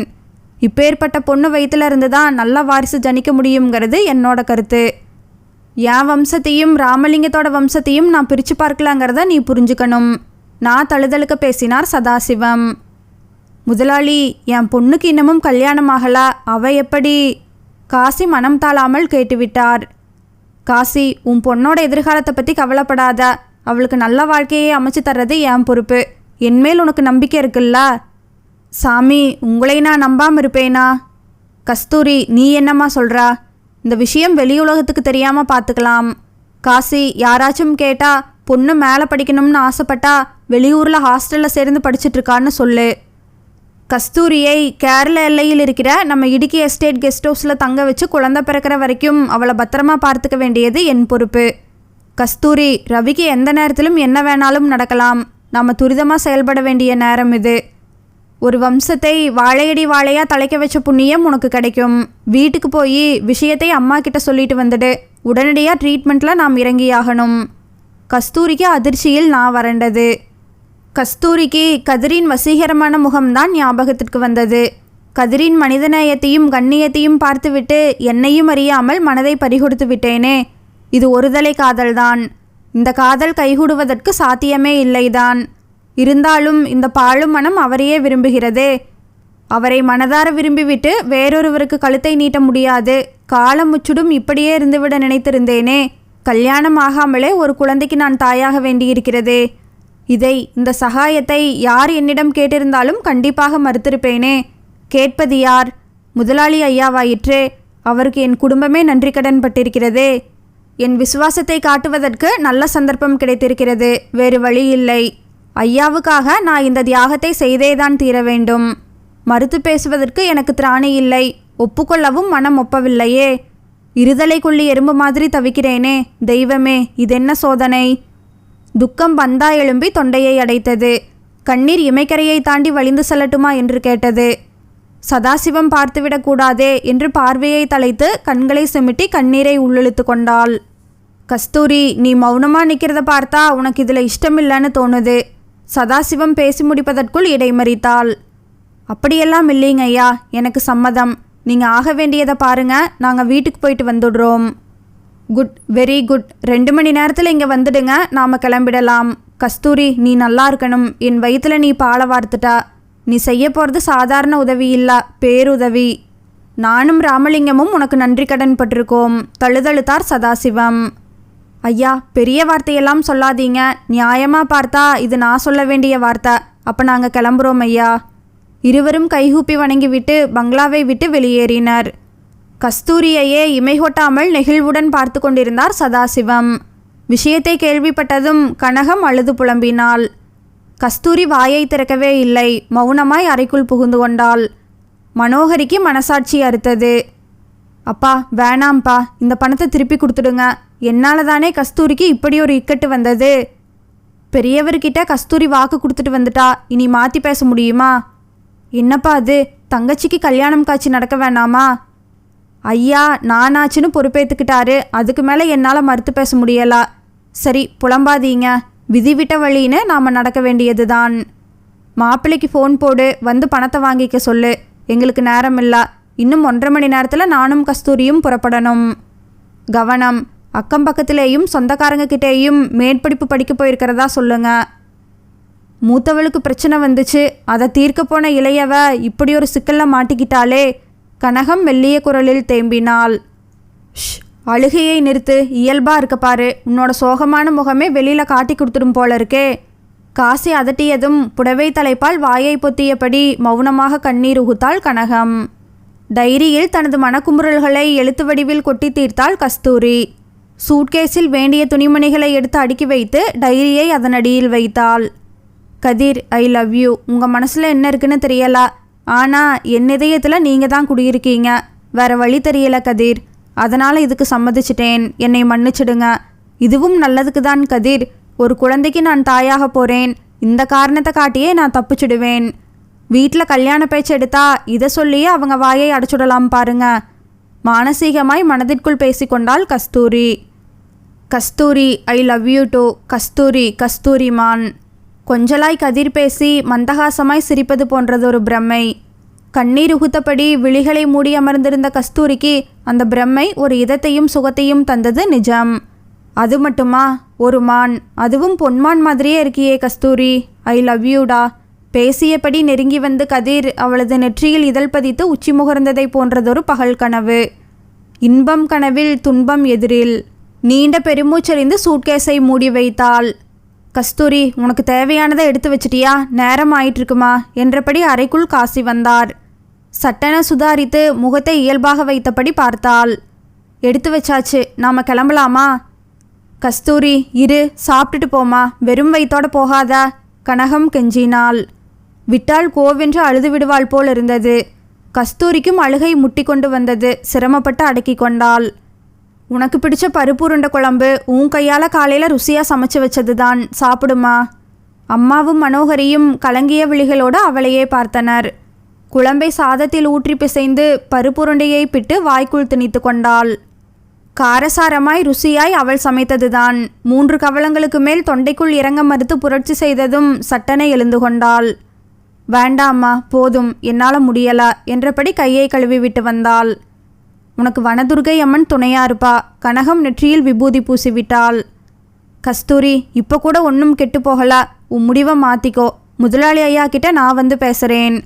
மனோகரி தங்கையின் கரங்களை பற்றி கொண்டாள். ஊந்தியாகத்தாலே என் வாழ்வு மலரணுமா? தயவு செஞ்சு முடிவை மாற்றிக்கம்மா. வாக்கு மாறக்கூடாது, வாக்கு தவறவும் கூடாதுக்கா. முடிவெடுத்தது தான். கண்டதையும் நினச்சி மனசை குழப்பிக்காத. அது வயிற்றில் இருக்கிற பாப்பாவுக்கு நல்லதில்ல. உன் உடம்பை பார்த்துக்கோ. நான் வரட்டுமாக்கா? தீர்மானமாய் பேசிவிட்டு அப்பாவுடன் நடந்தாள். அவள் எடுத்த முடிவு அவளை எப்படியெல்லாம் அலைக்கழிக்கப் போகிறது என்பதை நினைத்து விதி வினயமாய் சிரித்தது. இடுக்கி எஸ்டேட் கெஸ்ட் ஹவுஸ் கிட்டத்தட்ட அது பங்களா சைஸுக்கு தான் இருந்தது. 4 மாதங்கள் கடந்திருந்தாலும் கஸ்தூரிக்கு இங்கு நேற்று தான் வந்தது போல் இருந்தது. பல மருத்துவ பரிசோதனைகள், சிகிச்சைகளுக்கு ஆட்பட்டு கருத்தரித்தாள் கஸ்தூரி. அம்மாடி கஸ்தூரி, அதிர்ஷ்டம் என் பக்கம் இருக்குமா. 1.5 மாசத்துல நீ உண்டாயிட்டா. சந்தோஷம்மா. உன்னை கவனிச்சுக்கிறதுக்கு வயசான நர்சமாவே அப்பாயின்ட் பண்ணியிருக்கேன். வேலைக்கு பக்குவமான ஆரோக்கியமான உணவு வகைகளை சமைச்சு போடுறதுக்கு ஒரு மாஸ்டரை ஏற்பாடு செஞ்சுருக்கேன். நான் வாரம் வந்து உன்னை பார்க்கிறேன். காசி மாதம் 2 வாட்டி உன்னை பார்க்க வருவான். உங்கள் அம்மா விருப்பப்பட்டால் அவங்களும் வரலாம். எந்த தடையும் இல்லை. உனக்கு 8வது மாதம் தொடங்கும்போது உங்கள் அம்மா உன் கூடவே தங்கட்டும். டிரைவர், தோட்டக்காரரு, எடுப்பிடியால் எல்லாரும் உதவிக்கு இருப்பாங்க. எந்த நேரத்திலும் எனக்கு நீ ஃபோன் பண்ணலாம். மனசில் என்ன ஆசை இருந்தாலும் தயங்காமல் சொல்லு, நான் நிறைவேற்றி வைக்கிறேன். ஏன்னா நீ சுமந்துட்டு இருக்கிறது எங்கள் வம்சத்து வாரிசாச்சே. அவள் கருவுற்றதும் அளவு கடந்த சந்தோஷத்துடன் பேசினார் சதாசிவம். கடைசியாய் அவர் சொன்ன வார்த்தையை கேட்டதும் திகைத்து போய் பார்த்தாள் கஸ்தூரி. என்னம்மா திகைச்சு போயிட்டா? ஓ, நான் எங்கள் வம்சத்து வாரிசுன்னு சொல்லிட்டேன்ல. ராமலிங்கமும் நானும் பங்காளிதான், இரத்த பந்தம்தான். அவனோட வம்சம்னா அது என்னோட வம்சம் மாதிரி தான். சமாளித்து விளக்கம் கொடுத்தார் சதாசிவம். அம்மாடி, என் மனைவி அம்பிகை சுமங்கலி பூஜையை முடிச்சுட்டு தீர்க்க சுமங்கலியாக போய் சேர்ந்தவா. முதல்ல நம்ம வீட்டுக்கு போய் அவள் படத்துக்கு முன்னாடி நீ கும்பிட்டுக்கோ. அப்புறம் பத்திரமா ஜாக்கிரதையா இடுக்கி எஸ்டேட் கெஸ்ட் ஹவுஸில் உன்னை சேர்த்து விடுறேன். சரிங்க ஐயா. சொன்னபடியே முதலில் அவரது பங்களாவுக்கு அழைத்து வந்தார் சதாசிவம். காசியும் மகளுடன் கூடவே வந்திருந்தார். பங்களாவில் பரந்த ஹாலுக்கு பின்னே பெரிய பூஜை அறை. அதன் நேரெதிரில் சுவரில் பிரம்மாண்டமாய் ஆளுயரத்தில் அம்பிகையின் படம். படத்திற்கு சந்தனமாலை சாற்றப்பட்டிருந்தது. பூஜை அறையில் தங்கத்தால் செய்யப்பட்ட காமாட்சி விளக்கு சுடர்விட்டு எரிந்து கொண்டிருந்தது. சதாசிவம் பூஜை அறைக்குள் சென்று திரும்பி பார்த்து சைகை காட்டினார். கஸ்தூரி தயங்கியபடி அவர் எதிரே வந்து நின்றாள். வெள்ளி கிண்ணத்தில் இருந்த விபூதியை தொட்டு அவளது நெற்றியில் அவர் பூசிவிட்டார். இது சபரிமலை ஐயப்பனுக்கு அபிஷேகம் செய்யப்பட்ட விபூதி. ஆரோக்கியமா தங்க விக்கிரகம் மாதிரி ஒரு குழந்தையை நீ பெற்றுக்குடுமா. அவரது பாதங்களை தொட்டு பணிந்தாள் கஸ்தூரி. அம்மா, படத்தை தொட்டு வணங்கி அவள் ஆசிர்வாதத்தை வாங்கிக்கோமா. அவர் உத்தரவிட்டதும் கஸ்தூரி அந்த படத்தருகே சென்று இரு கரங்களாலும் படத்தை தொட்டு வணங்கினாள். படத்திற்கு நேர்கீழே தரையையும் தொட்டு பணிந்த போது அந்த படத்தில் சாற்றப்பட்டிருந்த சந்தன மாலை எதேச்சியாய் கலன்று கஸ்தூரியின் கழுத்தில் சட்டென விழுந்தது. கஸ்தூரி திடுக்கிட்டாள். சதாசிவம் அவரையும் அறியாமல் அம்பிகை என்று அலறினார். அம்பிகை, என்னை பொறுத்தவரை நீ தெய்வம் ஆயிட்டமா. இந்த கர்ப்பிணி பெண்ணுக்கு உன்னோட ஆசிர்வாதமும் பரிபூர்ண நல்லாசையும் கிடைச்சிடுச்சு. இப்போதான் எனக்கு திருப்தியாக இருக்கு அம்பிகை. அண்ணாந்து கண்கலங்க படத்தை பார்த்தபடி பேசினார் சதாசிவம். கஸ்தூரி தனது கழுத்தில் விழுந்த சந்தன மாலையை மெல்ல கலட்டினாள். அவளை திரும்பி பார்த்த சதாசிவம், என்னோட அம்பிகை எனக்கு பூடகமாக ஒரு உத்தரவு போட்டிருக்கா. கஸ்தூரியும் காசையும் ஒருவரையொருவர் பார்த்து கொண்டனர். அது என்ன உத்தரவுங்கிறத பின்னாடி சாவகாசமாக நான் சொல்கிறேன். இந்த மாலையை பத்திரமா உன் பெட்டியில் எப்பவும் வச்சுக்கோமா. சரிங்கய்யா. பவ்யமாய் சொல்லிவிட்டு பக்கவாட்டில் தற்செயலாய் பார்த்தாள் கஸ்தூரி. பக்கவாட்டு சுவரில் ஒரு அழகான ஆண் குழந்தையின் ஓவியம் பிரேமிடப்பட்டு மாட்டப்பட்டிருந்தது. ஆயர் குலத்து கண்ணனை குழந்தை வடிவில் பார்த்தாற்போல் இருந்தது.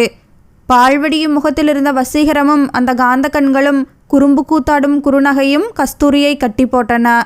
இமை கொட்டாமல் ஓவியத்தையே பார்த்தாள். ஐயா, ஓவியம் ரொம்ப அழகா இருக்கு. சாரி, குழந்தை ரொம்ப அழகா இருக்கு. எங்கேயோ இந்த குழந்தையை பார்த்தாப்புல ஒரு உணர்வு. ஓவியத்தை விட்டு கண்களை எடுக்கவே முடியலையே. இதை வரைஞ்ச ஓவியரை நேரில் பார்த்து மனசார பாராட்டணும் போல் இருக்கு. சிலாகித்து போய் ஓவியத்தை பார்த்தபடியே பேசினாள் கஸ்தூரி. பாராட்டணுமா? நல்ல விஷயம் கண்ணில் பட்டா அதை பாராட்டுறதுக்கும் ஒரு பெரிய மனசு வேணும். அது உங்ககிட்ட இருக்கு. ஆனால் நீ ஆசைப்பட்டபடி இதை வரைஞ்சவங்கள பாராட்ட முடியாதுமா. எதுக்கையா இப்படி சொல்கிறீங்க? உயிரோடு இருந்தால் தானே பாராட்ட முடியும். அவதான் போய் சேர்ந்துட்டாளே. சதாசிவம் விழிகள் கலங்க மனைவியின் படத்தை பார்த்தார். மைகாட், அம்மாவா இதை வரைஞ்சாங்க? திகைத்து போய் கேட்டாள். தலையை மட்டும் ஆட்டி ஆமோதித்தார் சதாசிவம். அப்போ இந்த ஓவியத்தில் இருக்கிற குழந்தை என் மகன்தான். தவமிருந்து பிறந்த குழந்தையை அம்பிகை ஆசையா ஓவியமாக வரைஞ்சா. ஓ. கஸ்தூரி அவளையும் அறியாமல் மீண்டும் அந்த ஓவியத்தின் மீது பார்வையை பதித்தாள். விழிகளில் அந்த அழகான உருவத்தை நிரப்பிக்கொண்டாள். சில நிமிடங்களில் ஒரு வெளிநாட்டுக்காரில் அவளை ஏற்றி அழுங்காமல் குலுங்காமல் பூ போல் கொண்டு வந்து இடுக்கி எஸ்டேட் கெஸ்ட் ஹவுஸில் இறக்கினார். அன்று மட்டும் அங்கு அவர் தங்கிவிட்டு காசியை அழைத்து கொண்டு சென்று விட்டார். அவர் கிளம்பும் முன் கஸ்தூரி ஒரு கோரிக்கை வைத்தாள். ஐயா, எனக்கு இயற்கையை ரசிக்க ரொம்ப பிடிக்கும். பொழுது போகலன்னா காலார நடந்து நான் சுற்றி பார்க்கலாம்ல. கர்ப்பம் கலையாமல் இருக்கா ஸ்ட்ராங்கான ஆயில் இன்ஜெக்ஷனை வாரம் ஒரு முறை உனக்கு போடுவாங்க. அதனால் பயம் இல்லைனாலும் நீ ஜாக்கிரதையாக இருக்கணும். உன்னோட ரசனையை புரிஞ்சுக்கிட்டதால தான் இங்கே உன்னை தங்க வச்சிருக்கேன். சுற்றிப்பாரு, அதிக தூரம் நடந்து களப்படைஞ்சிடக்கூடாது. சரிங்கய்யா, நான் கவனமாக இருப்பேன். அவள் இங்கு வந்து சேர்ந்த 10 நாட்களில் அந்த இனிய அதிர்ச்சி ஏற்பட்டது. அந்த இனிய சம்பவத்தையே அனுதினமும் ரீவைண்ட் பண்ணி பார்த்து பொழுதை நகர்த்தி விட்டிருந்தாள். இன்றும் அப்படித்தான். அவளது நினைவலைகள் நிலைகொள்ளாமல் சுற்றி சுழன்றன. கஸ்தூரிக்கு பொழுது போவதற்காக ஏகப்பட்ட நாவல்களை வாங்கி ஷெல்ஃப் நிறைய அடுக்கி வைத்திருந்தனர். அன்று என்னவோ அவளுக்கு புத்தகத்தை வாசிக்கவே மூடில்லை. முதல் நாள் நர்ஸ் போட்ட ஆயில் இன்ஜெக்ஷனால் புஷ் என்று வீக்கம் ஏற்பட்டு விண்வின் என்று வலி தெரித்தது. ஒத்தடம் கொடுத்து பார்த்தும் வலி குறையவில்லை. அதனால் வழக்கத்திற்கு மாறாக சீக்கிரமாகவே மாலை 3:30 மணிக்கு கிளம்பினாள். சிஸ்டர், காலார நடந்துட்டு வரேன். என்னம்மா அது? வழக்கமாக 5 மணிக்கு தானே வாக்கிங் போவீங்க. நானும் வரட்டுமா? வேணாம் சிஸ்டர், வீட்டுக்குள்ளேயே அடைஞ்சு கிடக்கிறதால பெயின் ஜாஸ்தியாக தெரிகிற மாதிரி ஒரு ஃபீலிங். அதான் கொஞ்சம் முன்னாடியே போகிறேன். இடுக்கியில் மேற்கு திசையில் ஒரு பெரிய மேட்டு பகுதி இருக்காமே, அங்கே ஏறி பார்த்தா இந்த பிரபஞ்சத்தோட ஒட்டுமொத்த அழகும் கொட்டி கிடக்கிறத நாம் கண்குளிர பார்க்கலாம்னு தோட்டக்காரர் சொன்னார். அப்போ நீங்கள் அங்கே தான் போகிறீங்களா? துணைக்கு யாரையாச்சும் கூட்டிகிட்டு போங்க. இது எஸ்டேட். வனாந்தரத்தில் வழி தவறிடுச்சுன்னா என்ன பண்ணுவீங்க? நானும் ஒரு எஸ்டேட்டில் பிறந்து வளர்ந்தவ தான். எனக்கு வழியெல்லாம் தவறவே தவறாது. நீங்கள் கவலைப்படாதீங்க. நான் தனியாக போயிட்டு வந்துடுறேன். இல்லை, நீங்கள் ஒரு புள்ளத்தாச்சி. நர்ஸ் பேசி முடிப்பதற்குள் குறுக்கிட்டாள் கஸ்தூரி. நான் தனிமை விரும்பி, ப்ளீஸ் புரிஞ்சுக்கோங்க. கோவிலுக்கு கூட நான் கூட்டம் இருக்கிற நாட்களில் போக மாட்டேன். இயற்கையை ரசிக்கிறதா இருந்தாலும் சரி, மனசு உருகி கடவுளை தரிசிக்கிறதா இருந்தாலும் சரி, நான் எப்பவும் அமைதியை நாடுறவள். அதற்கு மேல் அந்த நர்ஸ் எதையும் பேசவில்லை. கஸ்தூரி மெல்ல சரிவில் இறங்கி பின் வளைந்து நெளிந்து சென்ற மலைப்பாதையில் நிதானமாய் மேற்கு திசை நோக்கி நடந்தாள். அவள் இந்த இடுக்கிக்கு வந்து 2 வாரங்கள் தான் கடந்திருந்தன. தினமும் அவள் 1 மணி நேரம் வாக்கிங் செய்ய தவறியதில்லை. இந்த பகுதிக்கு இன்றுதான் முதல் முறையாக செல்கிறாள். ஊசி போடப்பட்டதால் ஏற்பட்ட வலியை விட மனதிலிருந்த வலிதான் அதிகமாயிருந்தது. கவலையை மறக்கத்தான் அவள் தினமும் காலார நடந்து இயற்கையின் அழகில் மனதை திசை திருப்பினாள். அதுவும் சொற்ப நேரத்துக்கு தானே. பங்களாவுக்கு திரும்பும்போதே மனம் கனத்து வலிக்கத்தானே செய்கிறது. 1/2 மணி நேர நடைக்கு பின் அந்த மேட்டு பகுதிக்கு வந்து விட்டால் படிக்கட்டுகளை நேர்த்தியாய் வாகாய் செதுக்கி இருந்தார்கள். மேலே ஏறி சென்றாள். அங்கே சிறு சமதள பகுதி. காற்று விற்றென்று சுழன்றடித்தது. அங்கிருந்து கீழே பார்த்தால் சுற்றுவட்டார பிரபஞ்சமே பச்சை பசேல் என்று கண்களை ஈர்த்தது. இப்படியொரு அழகை வேறெங்கும் பார்த்ததே இல்லை என்று சொல்லும் அளவுக்கு ரம்யமாயிருந்தது. சமதள பரப்பின் 4 திசைகளிலும் இடுப்பளவு சுவர் எழுப்பப்பட்டிருந்தது. இந்த சுத்து சுவரை இன்னும் பெருசாக எழுப்பியிருக்கலாமே. குழந்தைங்க யாராச்சும் இதில் ஏறி நின்றுட்டா தவறி விழுந்துடுவாங்களே. தனக்குள் முணுமுணுத்து கொண்டு அந்த சுவரருகே சென்று எட்டி பார்த்தாள். காற்று பேய்த்தனமாய் வீசியது. கஸ்தூரிக்கு திடீரென கிர்ரென தலை சுற்றியது.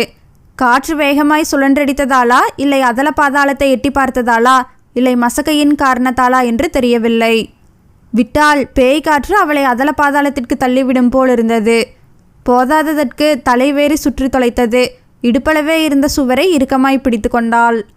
கண்களை இறுக மூடியவளுக்கு எதற்கு இந்த இடத்திற்கு வந்தோம் என்றிருந்தது.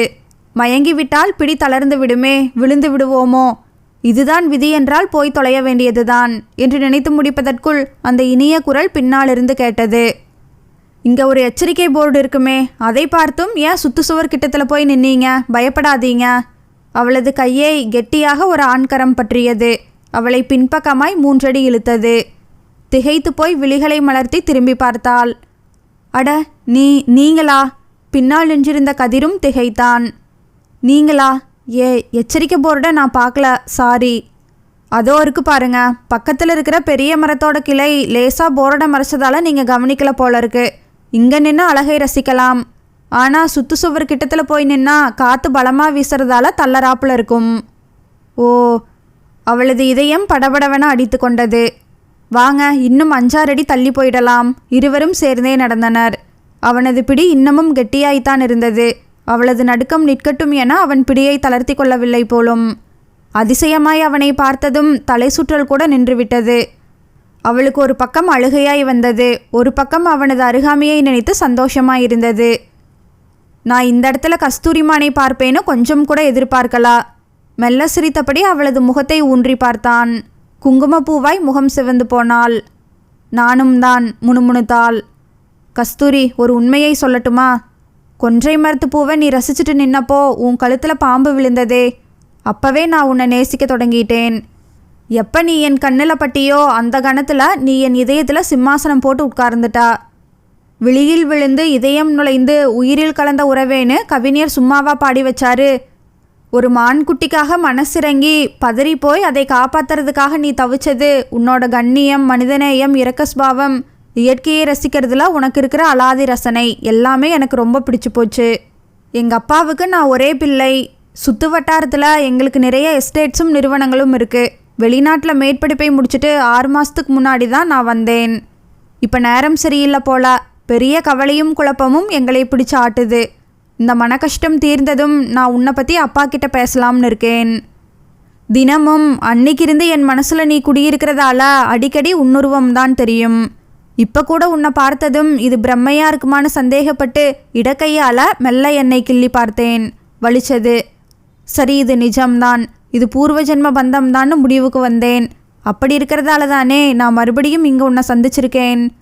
எஸ்டேட்டுகளில் நிறைய ரம்மியமான இடங்கள் இருந்தாலும் இடுக்கியில் இந்த இடம்தான் எனக்கு பிடித்தமான இடம். அதோ பாரு, வானவில் வானத்தை சுட்டி காட்டினான். I love you so much Kasthuri. சிலாகித்து பேசிவிட்டு உரிமையுடன் அவளது கரத்தில் முத்தமிட்டு அவசரமாய் அவளை தன்னோடு இறுக அணைத்து கொண்டான். ஸ்வர்க்கத்தின் ஒரு பாகத்தை பிட்டு கையில் கொடுத்தாற்போல் இருந்தது. கதிர் என்னை போலவே மனதை பறிகொடுத்திருக்கிறார். என் மீது காதல் கொண்டிருக்கிறார். மனதில் வரி வரியாய் எண்ணம் மூடியது. ஆகாயத்திலிருந்து தேவதைகள் கூடை நிறைய பனியில் நனைந்த புஷ்பங்களை அள்ளி தலை மீது கொட்டுவது போல சுகானுபவமாயிருந்தது. கதிர், ஐ டூ லவ் யூ கதிர். நானும் உங்களை என் உயிரினும் மேலா நேசிக்கிறேன் கதிர் என்று சொல்ல வேண்டும் போல் இருந்தது. தொண்டை வரை ஓடி வந்த வார்த்தைகளை சிரமப்பட்டு அடக்கினாள். துக்கம் பீறிட்டு கொண்டு வந்தது. யாருக்கு கிடைக்கும் இந்த பாக்கியம்? ஆனால் கைக்கு எட்டியது வாய்க்கு எட்டாதது போல் அல்லவா நிலைமை இருக்கிறது. என்னால் இவருடைய காதலை ஏற்றுக்கொள்ள முடியுமா? அந்த பரிசுத்தத்தை நான் இழந்து விட்டேனே. யாரோ ஒருவருடைய குழந்தை என்னுள் வளர்கிறதே. இன்னொருவருடைய குழந்தையை சுமக்கின்ற எனக்கு இவருடைய காதலை ஏற்றுக்கொள்ளும் தகுதி இருக்கிறதா? இல்லை, எனக்கு அந்த அருகதை இல்லை. சில கணங்களுக்குள் 1000 எண்ணாலைகள் எழும்பி அவளது இதய சுவரில் மோதி சிதறின. சட்டென அவனது அணைப்பிலிருந்து விடுபட்டாள் கஸ்தூரி. நீ இன்னும் ஒன்றும் சொல்லலையே கஸ்தூரி, வெட்கமா நாணமா? குறும்புத்தனமாய் பேசியபடி அவளது விழிகளை ஊடுருவினான். அவனது பார்வையை தவிர்ப்பதற்காக வேறெங்கோ பார்த்தாள். இல்லை சார், உங்களுக்கும் எனக்கும் சரிப்பட்டு வராது. உங்கள் தகுதிக்கும் அந்தஸ்துக்கும் ஏற்ற பொண்ணா பார்த்து கல்யாணம் பண்ணிக்கோங்க என்றபடி நடக்க ஆரம்பித்தாள். நில்லு, என்ன விளையாடுறியா நீ? விளையாடலை சார், நிஜமாதான் சொல்கிறேன். சாரா, கஸ்தூரி, என்னை சீண்டி பார்த்தது போதும். மனசுக்குள்ளே கங்கை வெள்ளம் மாதிரி காதல் பொங்க உன்கிட்ட பேசிகிட்டு இருக்கேன். நீ என்னடானா முகத்தில் அடிச்சாப்புல பேசிகிட்டு இருக்கா என்றபடி அவளை நெருங்கி அவளது தாடையை தொட்டு நிமிர்த்தினான். அவனது கையை விலக்கியபடி, நான் சீண்டி பார்க்கல சார், சீரியஸாக தான் பேசுகிறேன். எனக்கு உங்கள் மேலே எந்த அபிப்பிராயமும் இல்லை சார். உனக்கு என் மேலே பிரியமோ இஷ்டமோ இல்லை நான் சொல்கிற? ஆமாம், நேரமாகுது, நான் வீட்டுக்கு போகணும், எனக்கு வழி விடுங்க. எனக்கு ஒரு வழி சொல்லிட்டு போ கஸ்தூரி. நீ பேசினதை கேட்டதும் என்னோட இதயமே வெடிக்கிறாப்புல இருக்கு. உங்களுக்கு விருப்பம் இருக்கலாம், அதுக்காக இஷ்டமில்லாத பொண்ணுக்கிட்ட வந்து இப்படி வற்புறுத்தலாமா சார்? கஸ்தூரி, உண்மையை சொல்லு. உன் கண்ணில் அன்னைக்கே காதல் மிதந்ததை பார்த்தேன். இஷ்டமில்லாமலா நான் ஆசையாக உன்னை தொட்டு அணைச்சப்போ மறுபேதும் சொல்லாமல் என் அணைப்பில் கட்டுண்டு கண்மூடி கிடந்தா? அவன் கேள்விக்கு பதில் சொல்ல முடியாமல் விதிர்த்தாள் கஸ்தூரி. உனக்கு இஷ்டம் இருக்கு, நீ மனசார என்னை காதலிக்கிறா, அதுதான் நிஜம். என்ன காரணத்தாலோ என்னை என் காதலை ஏற்றுக்க நீ தயங்குற. இதோ பாரு கஸ்தூரி, மனசு விட்டு எதுவாக இருந்தாலும் சொல்லு. 1000 தடைகள் 1,00,000 பிரச்சனைகள் குறுக்கிட்டாலும் அத்தனையையும் தகர்த்தெறிஞ்சு நான் உன்னை கைப்பிடிக்கிறேன். உன்னை ஒரு காலம் கைவிட மாட்டேன். என் கண்ணுக்குள்ளே வச்சு பார்த்துப்பேன், இது சத்தியம். இதில் சொல்கிறதுக்கு ஒன்றுமே இல்லை சார். இஷ்டமில்லாத பொண்ணை கட்டாயப்படுத்தாதீங்க. பணக்கார இளைஞராக இருந்தாலும் கண்ணியமான மனிதநேயம் கொண்டவர்னு உங்கள் மேலே எனக்கு நிறைய மரியாதை சார். அந்த மரியாதையை கெடுத்துக்காதீங்க. கஸ்தூரி, உனக்கு நீயே ஏன் முகமூடி போட்டுக்கிறா? Please come out. உங்கள் காதலை ஏற்றுக்கிற அருகதை இப்போ எனக்கு இல்லை. என்னாச்சு உனக்கு? நான் சொல்கிறத... ஐயோ ப்ளீஸ், இதுக்கு மேலே என்னை கம்பல் பண்ணாதீங்க. இப்போ மட்டும் இல்லை, எப்பவுமே இனி என்னை பார்க்கவோ பேசவோ முயற்சி செய்ய வேண்டாம். மீறி செஞ்சா எத்தனை மலைப்பாதைகள் இங்கு கணக்கில்லாமல் கிடக்கே, அதில் குதிச்சு என் உயிரை மாய்ச்சுப்பேன். அவளது குரலில் இருந்த தீவிரத்தையும் அவளது விழிகளில் இருந்த வேதனையையும் பார்த்துவிட்டு அரண்டு போய் விட்டான் கதிர். உள்ளுக்குள் நொறுங்கி போனான். அவனது முகத்தில் தாங்கொணாத வேதனையும் கவலையும் ஏமாற்றமும் ஏக காலத்தில் பிரதிபலித்தன. கஸ்தூரி. துயரத்துடன் அவனது இதழ்கள் மெல்ல அவளது பெயரை உச்சரித்தன. வழிவிட்டு விலகி நின்றான். பார்வையை தலைத்தபடி நடந்தாலும் அவனது வேதனையை புரிந்து கொண்டாள். உள்ளூர அனலிடப்பட்ட புழுவாய் துடித்தபடி அந்த இடத்தை விட்டு சென்றாள். தாரை தாரையாய் கண்ணீர் உகுத்தபடி கெஸ்ட் ஹவுஸிற்கு வந்து சேர்ந்தாள் கஸ்தூரி. சொல்லெண்ணாத துயரம் ஒரு பக்கம் வாட்டி வதைக்கத்தான் செய்தது. ஆனால் உள்ளுக்குள் கதிர் என்னை மனசார நேசிக்கிறார், கண்டதும் காதல் கொண்டிருக்கிறார் என்ற சந்தோஷம் சாம்பிராணி வாசமாய் கமழ்ந்து கொண்டிருந்தது நிஜம். அன்று இடுக்கி எஸ்டேட்டிற்கு வந்திருந்தார் சதாசிவம். என்னம்மா கஸ்தூரி, வேலைக்கு சாப்பிட்ற அல்ல, சத்து மாத்திரைகள் சத்துபானம் எல்லாம் எடுத்துக்கிற அல்ல என்று கேட்டவரின் கரங்களில் ஏதோ ஒரு பொருள் இருந்தது. வண்ண காகிதத்தால் சுற்றப்பட்டு சதுர வடிவில் இருந்தது. ஆமாங்க ஐயா, எல்லாம் கரெக்டாக சாப்பிட்டுட்டு வரேன். ஐயா, நான் உங்ககிட்ட ஒன்று கேட்கலாமா? கேளுமா, என்ன தயக்கம்? உங்கள் நண்பர் ராமலிங்கம் ஐயாவோட மகன் எப்படி இருக்காரு? மூளைசாவு ஏற்பட்டிருந்ததுன்னு சொன்னீங்களே, இப்போ அவரோட நிலைமை? தயங்கி நிறுத்தினாள் கஸ்தூரி. அவனுக்கு படுக்கையிலேயே அசைவில்லாமல் கிடந்ததால முதுகில் புண்ணு வர ஆரம்பிச்சது. இனி வச்சிருந்து பிரயோஜனம் இல்லைன்னு டாக்டர் சொல்லிட்டாங்க. அவனோட இதயம், கண்கள், நுரையீரல், கிட்னி எல்லாத்தையும் ரிமூவ் பண்ணி பாதிக்கப்பட்டவங்களுக்கு பொறுத்த ராமலிங்கம் சம்மதிச்சிட்டான். 1.5 மாதத்துக்கு முன்னாடி ரவி இந்த உலகத்தை விட்டு போயிட்டான். அவனோட அஸ்தியை ராமேஸ்வரம் கடல்ல கரைச்சிட்டு வந்தோம். என் மகனும் ரவியும் கிட்டத்தட்ட ஒரே ஜாடியில் இருப்பாங்க. 2 பேரும் சிநேகிதர்கள் வேற. சரி, என் மகனை பார்த்து ராமலிங்கம் மனசை தேத்திக்கிட்டோம்னு நினச்சா என் மகனுக்கு இங்கிருக்க இருப்பு கொள்ளலா. நண்பனை இழந்த சோகம் மனசளவில் உடஞ்சு போயிட்டான். கொஞ்ச காலத்துக்கு நான் கோயம்புத்தூரில் இருக்கிற நிறுவனங்களை கவனிச்சுட்டு அங்கேயே இருக்கேன் அப்பான்னு சொல்லிட்டு போயிட்டான். நானும் என் மகனை தடுக்கலா. ராமலிங்கத்துக்கு இப்போ இருக்கிற ஒரே ஆறுதல் என்னன்னா அது உன் வயிற்றில் வளர்கிற குழந்தைதான். நம்ம வம்சத்துக்கு ஒரு வாரிசு உருவாயிடுச்சுங்கிற நிம்மதி அவனுக்கு இருந்தாலும் மருமகளை பற்றி பெரிய கவலை வந்துடுச்சு. அவங்களுக்கு என்னாச்சுங்க ஐயா? கணவனை இழந்த சோகம் அந்த பொண்ணை நிலைகுலைய வச்சிடுச்சு. இதயம் ரொம்ப வீக்காக இருக்குது, எது வேணும்னாலும் நடக்கலாம்னு டாக்டர் சொல்லியிருக்காங்க. வீட்டுக்கு டாக்டர் தினமும் வந்து பார்த்துட்டு போகிறாராம். ட்ரீட்மெண்ட் எடுத்துகிட்டு இருக்கா அந்த பொண்ணு. தன் கணவனோட குழந்தையை பார்க்கணும்னு தான் ஏங்கிட்டு இருக்கா. சந்தோஷத்தையும் தாங்க முடியாது, துக்கத்தையும் தாங்க முடியாது. அவளோட இதயம் அந்தளவுக்கு கவலையில் பாதிக்கப்பட்டுருச்சு. ஐயோ பாவம், மகனை இழந்த சோகத்திலிருந்து மீளும் முன்னே இப்போ மருமகளும் உடம்புக்கு முடியாமல் போயிட்டாங்களா? ராமலிங்கம் ஐயாவை நினச்சா ரொம்பவும் பரிதாபமாக இருக்குது. என்ன செய்கிறது, எல்லாம் விதிப்படி தானே நடக்கும்.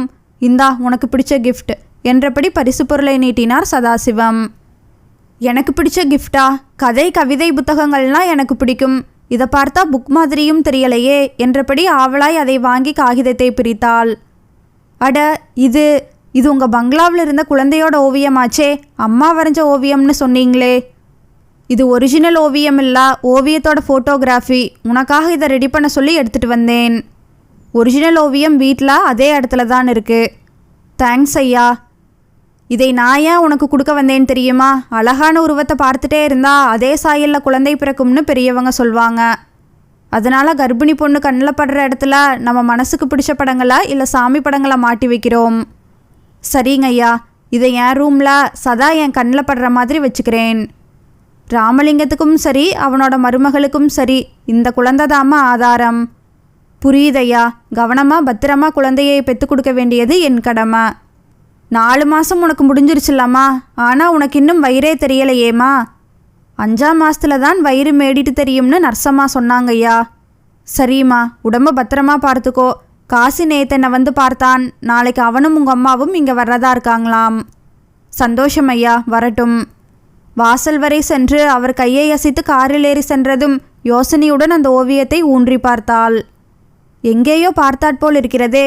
முதலாளி ஐயாவின் மகனை நான் இதுவரை நேரில் பார்த்ததில்லை. இந்த குழந்தையின் கண்களும் ஜாடையும் யாரையோ ஞாபகப்படுத்துகின்றனவே. அது யாரா இருக்கும்? தலைக்குள் வண்டு குடைந்தது. தனது அறைக்குள் போய் கட்டிலில் ஒரு கழித்து படுத்தபடி அந்த ஓவியத்தையே வைத்த கண் வாங்காமல் பார்த்தாள். பலத்த யோசனைக்கு பின் அவளது கேள்விக்கு விடை கிடைத்த போது கஸ்தூரி விதிர்த்து போனாள். இதே ஜாடையில் யாரோ ஒருவரை சமீபத்தில் பார்த்திருக்கிறேன். கண்டிப்பாக அந்த நபர் என் மனதில் நல்ல அபிப்பிராயத்தை சம்பாதித்தவர். இன்னும் சொல்லப்போனால் என் மரியாதைக்குரியவர். அது மட்டும்தானா? இல்லை, இதையும் தாண்டி ஏதோ ஒன்றிருக்கிறது. அது என்ன? வேறு என்னவா இருக்க முடியும்? என் மனதை திருடியவர், சதா சர்வகாலமும் எனது இதயத்தை ஆக்கிரமித்து கொண்டிருப்பவர். அப்படியென்றால் இந்த குழந்தை கதிரின் ஜாடையிலா இருக்கிறது? ஆம், சந்தேகமே இல்லை, அவரது ஜாடைதான். கடவுளே, இது அவர்தானா? முதலாளி ஐயாவின் மகன் என் கதிர்தானா? அன்றைக்கு இடுக்கி மேட்டு பகுதியில் சந்தித்த போது கூட கதிர் ஏதோ சொன்னாரே. குடும்பத்தில் கவலையும் குழப்பமும் இருக்கிறதாக கூறினாரே, அவர்தானா இவர்? முதலாளி ஐயா சற்று முன் ஒரு தகவலை சொன்னார் இல்லையா? நண்பனை இழந்த சோகத்தில் எனது மகன் மனமுடைந்து போய் விட்டான் என்றாரே. இங்கிருக்க பிடிக்காமல் அவர் கோயம்புத்தூர் பக்கம் சென்றதாக ஐயா வருத்தப்பட்டாரே. அது நண்பனை இழந்ததற்காக மட்டுமல்ல, அன்று நான் நிர்தாட்சணியமாக அவரது காதலை ஏற்றுக்கொள்ளாமல் வந்ததற்காகவும் தான் என்பது எனக்கு மட்டும்தானே தெரியும். தெய்வமே, எனது ஊகம் சரிதானா? என் உள்மனது சொல்கிறது இது கதிர்தான், சந்தேகமே இல்லை. கதிர், கதிர், என்னை மன்னிச்சிடுங்க கதிர். மனசை கல்லாக்கிக்கிட்டு தான் நான் அன்னைக்கு அந்த மாதிரி பேசினேன். ஒவ்வொரு கணமும் நான் உங்கள் நினப்போடு தான் வாழ்ந்துட்டுருக்கேன். நீங்கள் சொன்னது மாதிரி இது பூர்வ ஜென்ம பந்தம்தான். அதனால தான் ஐயா உங்கள் ஓவியத்தை கொண்டு வந்து என்கிட்ட கொடுத்துட்டாரு. ஆனால் நான் கொடுத்து வைக்காத பாவியாயிட்டேன். குடும்பத்துக்காக சந்தர்ப்பம் சூழ்நிலை சரியில்லாததால் நான் இந்த காரியத்துக்கு ஒத்துக்கிட்டேன் கதிர். வேறொருத்தருடைய குழந்தைக்கு தாயாகிட்டேன். உங்கள் காதலை ஏற்றுக்க முடியாத துர்பாக்கியசாலி ஆயிட்டேன். என்னோட நிலை எதிரிக்கும் கூட வரக்கூடாது கதிர். காதல் தோல்வி அடைஞ்சதால அந்த துக்கம் தாங்க முடியாமல் பெத்தாப்பாவை தனியாக விட்டுட்டு எங்கேயோ போயிட்டீங்களே. உள்ளுக்குள்ளே நீங்கள் தவியாய் தவிக்கிறதும் புழுவாய் துடிக்கிறதும் என்னால் தானே, இந்த பாவியால் தானே. என்னை பார்த்து மனசை பறிகொடுத்ததால தானே உங்களுக்கு இப்படி ஒரு நிலை. என்னை மன்னிச்சிடுங்க கதிர். இந்த காதல் புனிதமானது தான், ஆத்மார்த்தமானது தான், பரிசுத்தமானது தான். இந்த உண்மையான காதலுக்கு ஒரு சக்தி உண்டு கதிர். அது நம்மை கட்டாயமாக சேர்த்து வைக்கும். இந்த ஜென்மத்தில் அல்ல, அடுத்த ஜென்மத்தில் கண்டிப்பாக நம்ம காதல் கைகூடும் Kathir. I love you so much. மானசீகமாய் பேசிவிட்டு கண்ணீர் உகுத்தபடி அந்த ஓவியத்தை நெஞ்சோடு அணைத்து கொண்டாள். அழுத்தமாய் அதில் முத்தம் பதித்தாள். அவளது விழியோரங்களிலிருந்து மடைத்திருந்த வெள்ளமாய் வழிந்த கண்ணீர் தலையணையை நனைத்தது. தூக்கம் ஒரு சொட்டு கூட வராமல் அடம் பிடித்தது. விடிய விடிய அந்த ஓவியத்தை நீர் திரியிட்ட விழிகளால் ஊன்றி பார்த்தபடி கதிரின் பெயரை மந்திரமாய் உச்சரித்தபடி படுத்து கிடந்தாள். மறுநாள் காலை 8 மணிக்கு காசியும் கனகமும் வந்துவிட்டனர். வரகரிசியில் புளிச்சோறாக்கி எடுத்துட்டு வந்தேன், சாப்பிடு கண்ணு, தொட்டுக்க உனக்கு பிடிச்ச வெங்காய சட்னி என்று பேசியபடி சம்புடத்தை கூடையிலிருந்து எடுத்து வைத்தாள் கனகம். மனோகரி சென்ற மாதம்தான் ஒரு பெண் குழந்தையை பிரசவித்திருந்தாள். அக்காவும் பாப்பாவும் எப்படி இருக்காங்கம்மா? நல்லா இருக்காங்க, இதை சாப்பிடுமா. பாவம், அக்காவை தனியாக விட்டுட்டு நீ வந்துட்டியேம்மா. விசனப்பட்ட மகளை பார்த்து கலங்கினாள் கனகம். பக்கத்து வீட்டு பாட்டி துணையாக இருக்காங்க, ஒன்றும் பிரச்சனை இல்லை. உன்னை நினச்சாதான் எங்கள் எல்லாத்துக்கும் வேதனையாக இருக்குது. நர்ஸம்மா, தோட்டக்காரரு, சமையற்காரரு, டிரைவர்னு இங்கே என் துணைக்கு ஆட்படையே இருக்கேம்மா. அப்புறம் என்ன? ஐயோ, நாங்கள் இதை சொல்லலை. கல்யாணம் காட்சியை பார்க்காம இப்படி வயிற்றில் ஒரு குழந்தையோட சுமை தாங்கியா நிற்கிறியே கஸ்தூரி. பேச்சை திசை திருப்புவதற்காக சட்டென சம்புடத்தை திறந்தாள் கஸ்தூரி. வாவ், வரகு புளிசாதம் கமகமன்னு வாசனை தூக்குதே. இருமா, தட்டை எடுத்துகிட்டு வர சொல்கிறேன். சமையலறையை எட்டி பார்த்து, ஐயா, எங்கள் அப்பாவும் அம்மாவும் வந்திருக்காங்க என்று சொல்லி முடிப்பதற்குள் சமையற்காரர் இடைமறித்தார். ஐயாவுக நேத்தனை கூப்பிட்டு சொன்னார் தாயி, டிஃபன் சேர்த்து பண்ணிட்டேன், மதியத்துக்கும் ராத்திரிக்கும் சமைச்சுடுறேன். இப்போ தட்டுகளை கொண்டாந்து டைனிங் டேபிள் மேலே வச்சுடுறேன். நீங்கள் டிஃபன் சாப்பிட்டு முடிச்சுட்டு இந்த சீரக தண்ணியை குடிச்சிடுங்க தாயி என்றார். எல்லென்றால் எண்ணெயாக நின்றார். எல்லாமே முதலாளி ஐயாவோட உத்தரவு. நெகிழ்ந்தபடி யோசனையாய் நடந்தாள். தனது அறையில் கட்டிலின் தலைமாட்டில் கிடந்த ஓவியப்படத்தை எடுத்துக்கொண்டு டைனிங் ஹாலுக்கு வந்தாள். ஒரு தட்டில் வரகரிசி புளிசாதத்தை பரிமாறி வெங்காய சட்னியை வைத்து, உட்கார்ந்து சாப்பிடு கண்ணு என்று வற்புறுத்தினாள் கனகம். தட்டின் முன் அமர்ந்தபடி அப்பாவை ஊன்றி பார்த்தாள். தயக்கம் தடை போட்டது. அட, சாப்பாட்டு தட்டு முன்னால் உட்கார்ந்து என்ன யோசனை? அதட்டினாள் கனகம். வேணும்னா நான் ஊட்டி விடவா? கொஞ்சம் பொறுமா. அப்பா, இந்த ஓவியத்தில் இருக்கிற குழந்தையை நீங்கள் நேரில் பார்த்துருக்கீங்களா என்றபடி அதை காட்டினாள். இது நம்ம முதலாளி ஐயாவோட பையன், பேரு கதிரவன். அத்தனை சொத்துக்கும் ஏகபோக வாரிசு இவர்தானே. ஏற்கனவே ஊகித்ததுதான். இருந்தாலும் அப்பா சொன்ன பதிலை கேட்டதும் அவளது இதயம் படபடுத்தது நிஜம். நான் நல்லா தெரியுமாப்பா? அட, எனக்கு தெரியாதா? 4-5 வருஷம் வரைக்கும் இவர் பெத்தவங்க கிட்ட தான் வளர்ந்தாரு. அப்புறமா வெளிநாட்டு கான்வென்ட்டில் போய் சேர்த்து படிக்க வச்சாங்க. சின்ன வயசில் இவரை பார்த்தது தான். அதுக்கு பிற்பாடு அவர் இந்த பக்கமே வரல. இவங்க தான் போய் அவரை பார்த்துட்டு வருவாங்க. அப்படியே அவர் வந்தாலும் தேனி பங்களாவில் 2 நாள் தங்கிட்டு அப்படியே போயிடுவார்னு கேள்விப்பட்டேன். சமீபத்தில் அவர் படிப்பு முடிச்சுட்டு வந்ததாகவும் ஒட்டுமொத்த நிர்வாக பொறுப்பை ஏற்றுட்டு திறம்பட செய்கிறதாகவும் கேள்விப்பட்டேன். ஆனால் அவரை நான் நேரில் பார்க்கலா. அப்பா காசி சொன்னதை கேட்டதும் நெஞ்சம் கனத்தது. அழுகை முட்டி கொண்டு வந்தது. என் ஊகம் 100% சரிதான் கதிர், நீங்களே தானா? தனக்குள் முணுமுணுத்தாள். எதுக்குமா கேட்ட? சும்மாதான்ப்பா, தெரிஞ்சுக்கலாம்னு தான். அவர் நீட்டிய படத்தை வாங்கி மடியில் வைத்து கொண்டாள். அடுத்த மாதம் நான் ஒரே அடியாக உன்னோடு வந்து தங்கிடுவேன். 3 மாத கணக்கானதும் மனோகரி குழந்தையோடு அவள் புருஷன் வீட்டுக்கு போயிடுவா. நான் உடனே புறப்பட்டு வந்துடுவேன். உனக்கு நல்லபடியாக பிரசவமாகிற வரை இங்கே தான் இருப்பேன். ஐயாவும் சம்மதிச்சிட்டாரு. கனகம் பேசியது எதுவும் அவளது காதுகளில் விழவில்லை. மனம் முழுக்க கதிர்தான் விஸ்வரூபம் எடுத்து வியாபித்திருந்தான். வரகு சாதம் தொண்டைக்குள் இறங்க மறுத்து புரட்சி செய்தது. கொழுக் மொழுக் என்று ஆரோக்கியமாய் தங்க விக்கிரகமாய் ஆண் குழந்தை பிறந்திருந்தது. சுகப்பிரசவம் சாத்தியப்படவில்லை என்பதால் சிசேரியன் செய்துவிட்டார்கள். குழந்தை பிறந்ததுமே சதாசிவத்துடன் ராமலிங்கமும் அவரது மருமகள் சுமதியும் வந்துவிட்டனர். 10 மாதங்கள் வயிற்றில் சுமந்துவிட்டு இப்போது குழந்தையை தாரை வார்க்கப் போவதை நினைத்து மனம் கலங்கினாள் கஸ்தூரி. கடவுளே, இது என் குழந்தை. இதுக்கு அப்பா யாரா வேணும்னாலும் இருந்துவிட்டு போகட்டும். ஆனால் அம்மா நான் தானே. என் கருவில் ஜனித்தது, என்னை நம்பி உருவானது. இத்தனை நாட்களாய் வயிற்றில் இதன் அசைவையும் அவ்வப்போது தலையில் முட்டும்போதும் தாய்மை உணர்வில் பூரித்தேனே. இதை பார்க்கும்போது தாய்ப்பால் மட்டுமா, தாய்மை உணர்வும் சேர்ந்து சுரக்கிறதே. சதா அந்த ஓவியத்தை நான் பார்த்தபடி இருந்ததாலா, இல்லை கதிரின் நினைப்பிலேயே காலம் கழித்ததாலா? எனது கண்களுக்கு மட்டும்தான் கதிரின் ஜாடை தெரிகிறதோ? ஐயோ, இதை எப்படி பிரிவது? தாய்ப்பால் கூட தரவிட மாட்டார்களா? தெய்வமே, இது என்ன கொடுமை! இந்த பச்சிலம் சிசு என் குழந்தை. இதை வாரி நெஞ்சோடு அணைத்து பாலூட்ட வேண்டும் போல் இருக்கிறதே. பொங்கி வந்த அழுகையை சிரமப்பட்டு அடக்கினாள். அம்மாடி கஸ்தூரி, ரொம்ப சந்தோஷம்மா. ராமலிங்கமும் சுமதியும் பூரிச்சு போயிட்டாங்க. குழந்தை ரவி மாதிரியே இருக்காம் என்றார் சதாசிவம். நம்ம கதிரு தம்பி கூட சின்ன வயசுல இப்படி தானுங்களே இருப்பார் ஐயா என்றார் காசி. ஆமாம்மா, ஒரே இரத்த பந்தம் தானே, ஜாட இல்லாமல் போகுமா? அம்மாடி, ஏன் கண் கலங்குறா? ஓ, குழந்தையை உன்கிட்ட இருந்து பிரிச்சுடுவாங்கன்னு தானே அலறா? என் மனசுலேயும் ஈரம் இருக்குமா? குழந்தைக்கு தாய்ப்பால் அவசியம். ஓரிரு மாதத்துக்கு குழந்தை தாய்ப்பால் குடிக்கட்டும். ஆனால் சுமதி இங்கே தான் இருப்பா.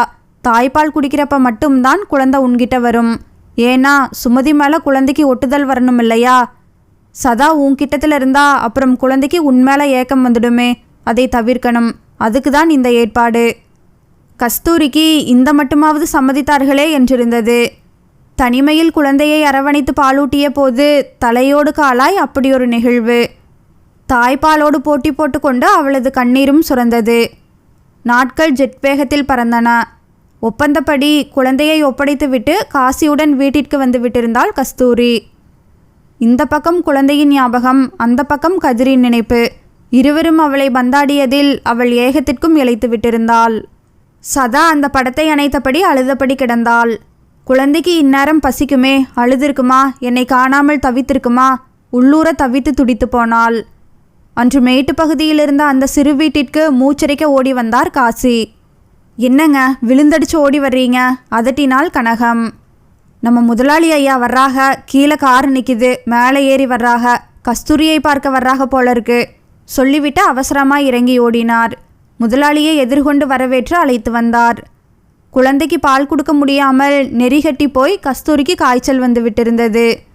சுணங்கி அருண்டு கலைந்த கூந்தலோடு படுத்து கிடந்தவள் சத்தம் கேட்டு கூந்தலை கோதி விட்டு கொண்டு சோர்வாய் எழுந்து வந்தாள். ஒற்றை நாட்காலியை எடுத்து வந்து புடவை தலைப்பால் தூசியை நன்கு துடைத்து, இன்னைக்கு இந்த ஊடு புண்ணியம் செஞ்சிருச்சு, உட்காருங்க முதலாளி என்றாள் கனகம். தளர்வாய் கஸ்தூரி வந்து நின்று, வணக்கம் ஐயா ஈனஸ்வரத்தில் முனகினாள். எப்படியுமா இருக்கா? அன்னைக்கு நான் வாக்கு கொடுத்தேன்ல, அதை நிறைவேற்ற வந்திருக்கேன். ஆமா ஐயா, கஸ்தூரிக்கு நல்ல வாழ்க்கை அமைச்சு தர வேண்டியது என் பொறுப்புன்னு சொன்னீங்க. காசி ஆர்வமாய் படபடத்தார். அடுத்த முகூர்த்தத்திலேயே கல்யாணம், ஊரே மெச்சும்படி ஜாம் ஜாம்னு நடத்திடலாம். மாப்பிள்ளை பார்த்துட்டிங்களா ஐயா? என்னடா காசி, மாப்பிள்ளை பார்க்காமலா கல்யாணத்தை முடிவு பண்ணுவேன்? ரொம்ப சந்தோஷங்க ஐயா. இவ்வளோ சீக்கிரத்தில் எங்கள் பொண்ணுக்கு கல்யாணம் ஏற்பாடு பண்ணுவீங்கன்னு நான் எதிர்பார்க்கல. நன்றிங்க ஐயா. கனகம் கை கூப்பினாள். கஸ்தூரிக்கு திக்கென்றிருந்தது. கொஞ்சம் விட்டால் மனையில் அமர வைத்து யாருக்கோ கழுத்தை நீட்ட வைத்து விடுவார்கள் போலிருக்கிறதே. வறண்டனாவை ஈரப்படுத்தி கொண்டு சதாசிவத்தை ஏறிட்டாள். ஐயா, என்னை மன்னிச்சிடுங்க. நான் இனிமே யாரையும் கல்யாணம் பண்ணிக்க மாட்டேன். காலத்துக்கும் நீ தனிமரமாக நிற்க முடியுமா? உன்னை பெற்றவங்க உன்னை நினச்சி சதா வேதனைப்படணுமா? ஐயா, நான் ஒரு குழந்தைக்கு தாயானவள். இருக்கட்டுமே, கல்யாணம் பண்ணினா பிரச்சனை வரும்னு நினைக்கிறியா? இல்லை, எனக்கு கல்யாணத்தில் இஷ்டம் இல்லை. ஆனால் என் மகனுக்கு இருக்கே, உன்னை உயிருக்குயிராக நேசிக்கிறான். ஐயா, அதிர்ச்சியுடன் அவரை ஏறிட்டு பார்த்தாள். எல்லாம் தெரிஞ்சுமா என்னை உங்கள் மகனுக்கு கட்டி வைக்க பார்க்குறீங்க? அவள் பார்த்த பார்வையில் இந்த கேள்வி இருந்தது. சின்ன முதலாளி கஸ்தூரியை எப்போ பார்த்தாராம்? திகைப்புடன் கேட்டார் காசி. 4 நாள் முன்னாடி தான் கதிரை பார்க்க கோயம்புத்தூர் போயிருந்தேன். மனசில் சின்னதாக ஒரு சந்தேகம். எதுக்காக ஊர் பக்கம் வராமல் தவிக்கிறான்னு தெளிவாக தெரிஞ்சுக்கலாம்னு அவன் இல்லாதப்ப அவனோட டைரியை எடுத்து வாசித்தேன். விலாவாரியாக எழுதியிருந்தான். அவன் நேசித்த கஸ்தூரிமான் நம்ம கஸ்தூரி தான்னு புரிஞ்சுக்கிட்டேன். அடுத்த முகூர்த்தத்திலேயே கல்யாணம் பண்ணி வைக்கிறேன்னு சொல்லி கதிரை கூட்டிகிட்டு வந்துட்டேன். இங்கே என் கூட அவன் வர்றதுக்கு மறுத்துட்டான். ஒருவேளை பிடிவாதமாக கல்யாணத்துக்கு நீ சம்மதிக்க மாட்டியோன்னு அவனுக்கு பயம். என்ன காசி, உனக்கு சந்தோஷம்தானே? கண்கள் கலங்க சதாசிவத்தின் காலிலேயே விழுந்து விட்டார் காசி. இதுக்கு கஸ்தூரி பூர்வ ஜென்மத்தில் புண்ணியம் பண்ணியிருக்கணும் முதலாளி. நீங்கள் நிஜமாவே எங்களுக்கு தெய்வம்தான். ஐயா, உங்களுக்கு மருமகளாகிற தகுதி எனக்கு இல்லை. ப்ளீஸ் புரிஞ்சுக்கங்க. ஈனஸ்வரத்தில் முனகினாள் கஸ்தூரி. பேசக்கூடாது. எப்போ அம்பிகையோட படத்தில் இருந்த சந்தனமால உன் கழுத்தில் விழுந்ததோ அப்பவே எனக்கு பொறிதட்டிடுச்சு. கதிரும் உன்னை விரும்புகிறான். அதுவும் இல்லாமல் ஒரு குழந்தைக்கு நீ தாயாயிட்ட. உனக்கு இதுக்கு சம்மதிக்க வச்சதே நான் தான். நானே சொல்கிறேன், நீதான் என் குடும்பத்து மருமகள். இதை நீ மறுத்து பேசவே கூடாது. கல்யாண வேலைகள் தலைக்கு மேல் கிடக்கு, நான் வரேன். விக்கித்து நின்றாள் கஸ்தூரி. எப்பேற்பட்ட பாகியம் இது! ஐயாவே என்னை மருமகளாக்கிக் கொள்ள சம்மதித்து விட்டாரே. காதலுக்கு யாரும் முட்டுக்கட்டை போடலை. பெரிய இடத்துக்கு மருமகளாக போகிறேன். ஆனால் எனக்கு அந்த தகுதி இருக்கிறதா? இன்னொருவரின் குழந்தை என் வயிற்றில் வளர்ந்ததே. கதிர், நான் கன்னிப்பெண் இல்லை, ஒரு குழந்தைக்கு தாய். இந்த விஷயத்தை ஐயா உங்களிடம் சொல்லிவிட்டாரா, இல்லை மறைத்து விட்டாரா கதிர்? கஸ்தூரி, நீ ரொம்ப கொடுத்து வச்சவள். அவளது தாடையை தொட்டு தடவி விரல்களால் தனது நெற்றியில் நெட்டி முறித்தாள் கனகம். ஏமா உம்முன்னு பெயரஞ்ச மாதிரி இருக்கா? சந்தோஷப்படுற நேரத்தில் இப்படி நிற்கிறியே. அம்மா, ஐயா அந்த விஷயத்தை கதிர்கிட்ட சொல்லியிருப்பாராமா. அதை பற்றி நீ ஏன் கவலைப்படுறா? காரணகர்த்தாவே மனப்பூர்வமாக உன்னை மருமகளாக்கிக்க போகிறதா சொல்லிட்டு போகிறாரு. கண்டதையும் நினச்சி வீணா மனசு போட்டு குழப்பிக்காதா. ஆனா ஒன்று, நீயா எதையும் அந்த தம்பிக்கிட்ட உளறி வைக்காதா, சரியா என்றாள் கனகம். சரின்னு சொல்லுதாயி. இருவரையும் பார்க்கவே பரிதாபமாயிருந்தது. வேறு வழியின்றி சரி என்ற ஒற்றை வார்த்தையை உதிர்த்தாள் கஸ்தூரி. தேனியில் கதிர் கஸ்தூரியின் திருமணம் வெகு விமரிசையாக நடந்தேறியது. நெடுங்குண்டம் எஸ்டேட் வாழ் மக்கள் கஸ்தூரிக்கு அடித்த யோகத்தை பார்த்து மூக்கில் விரலை வைத்தனர்.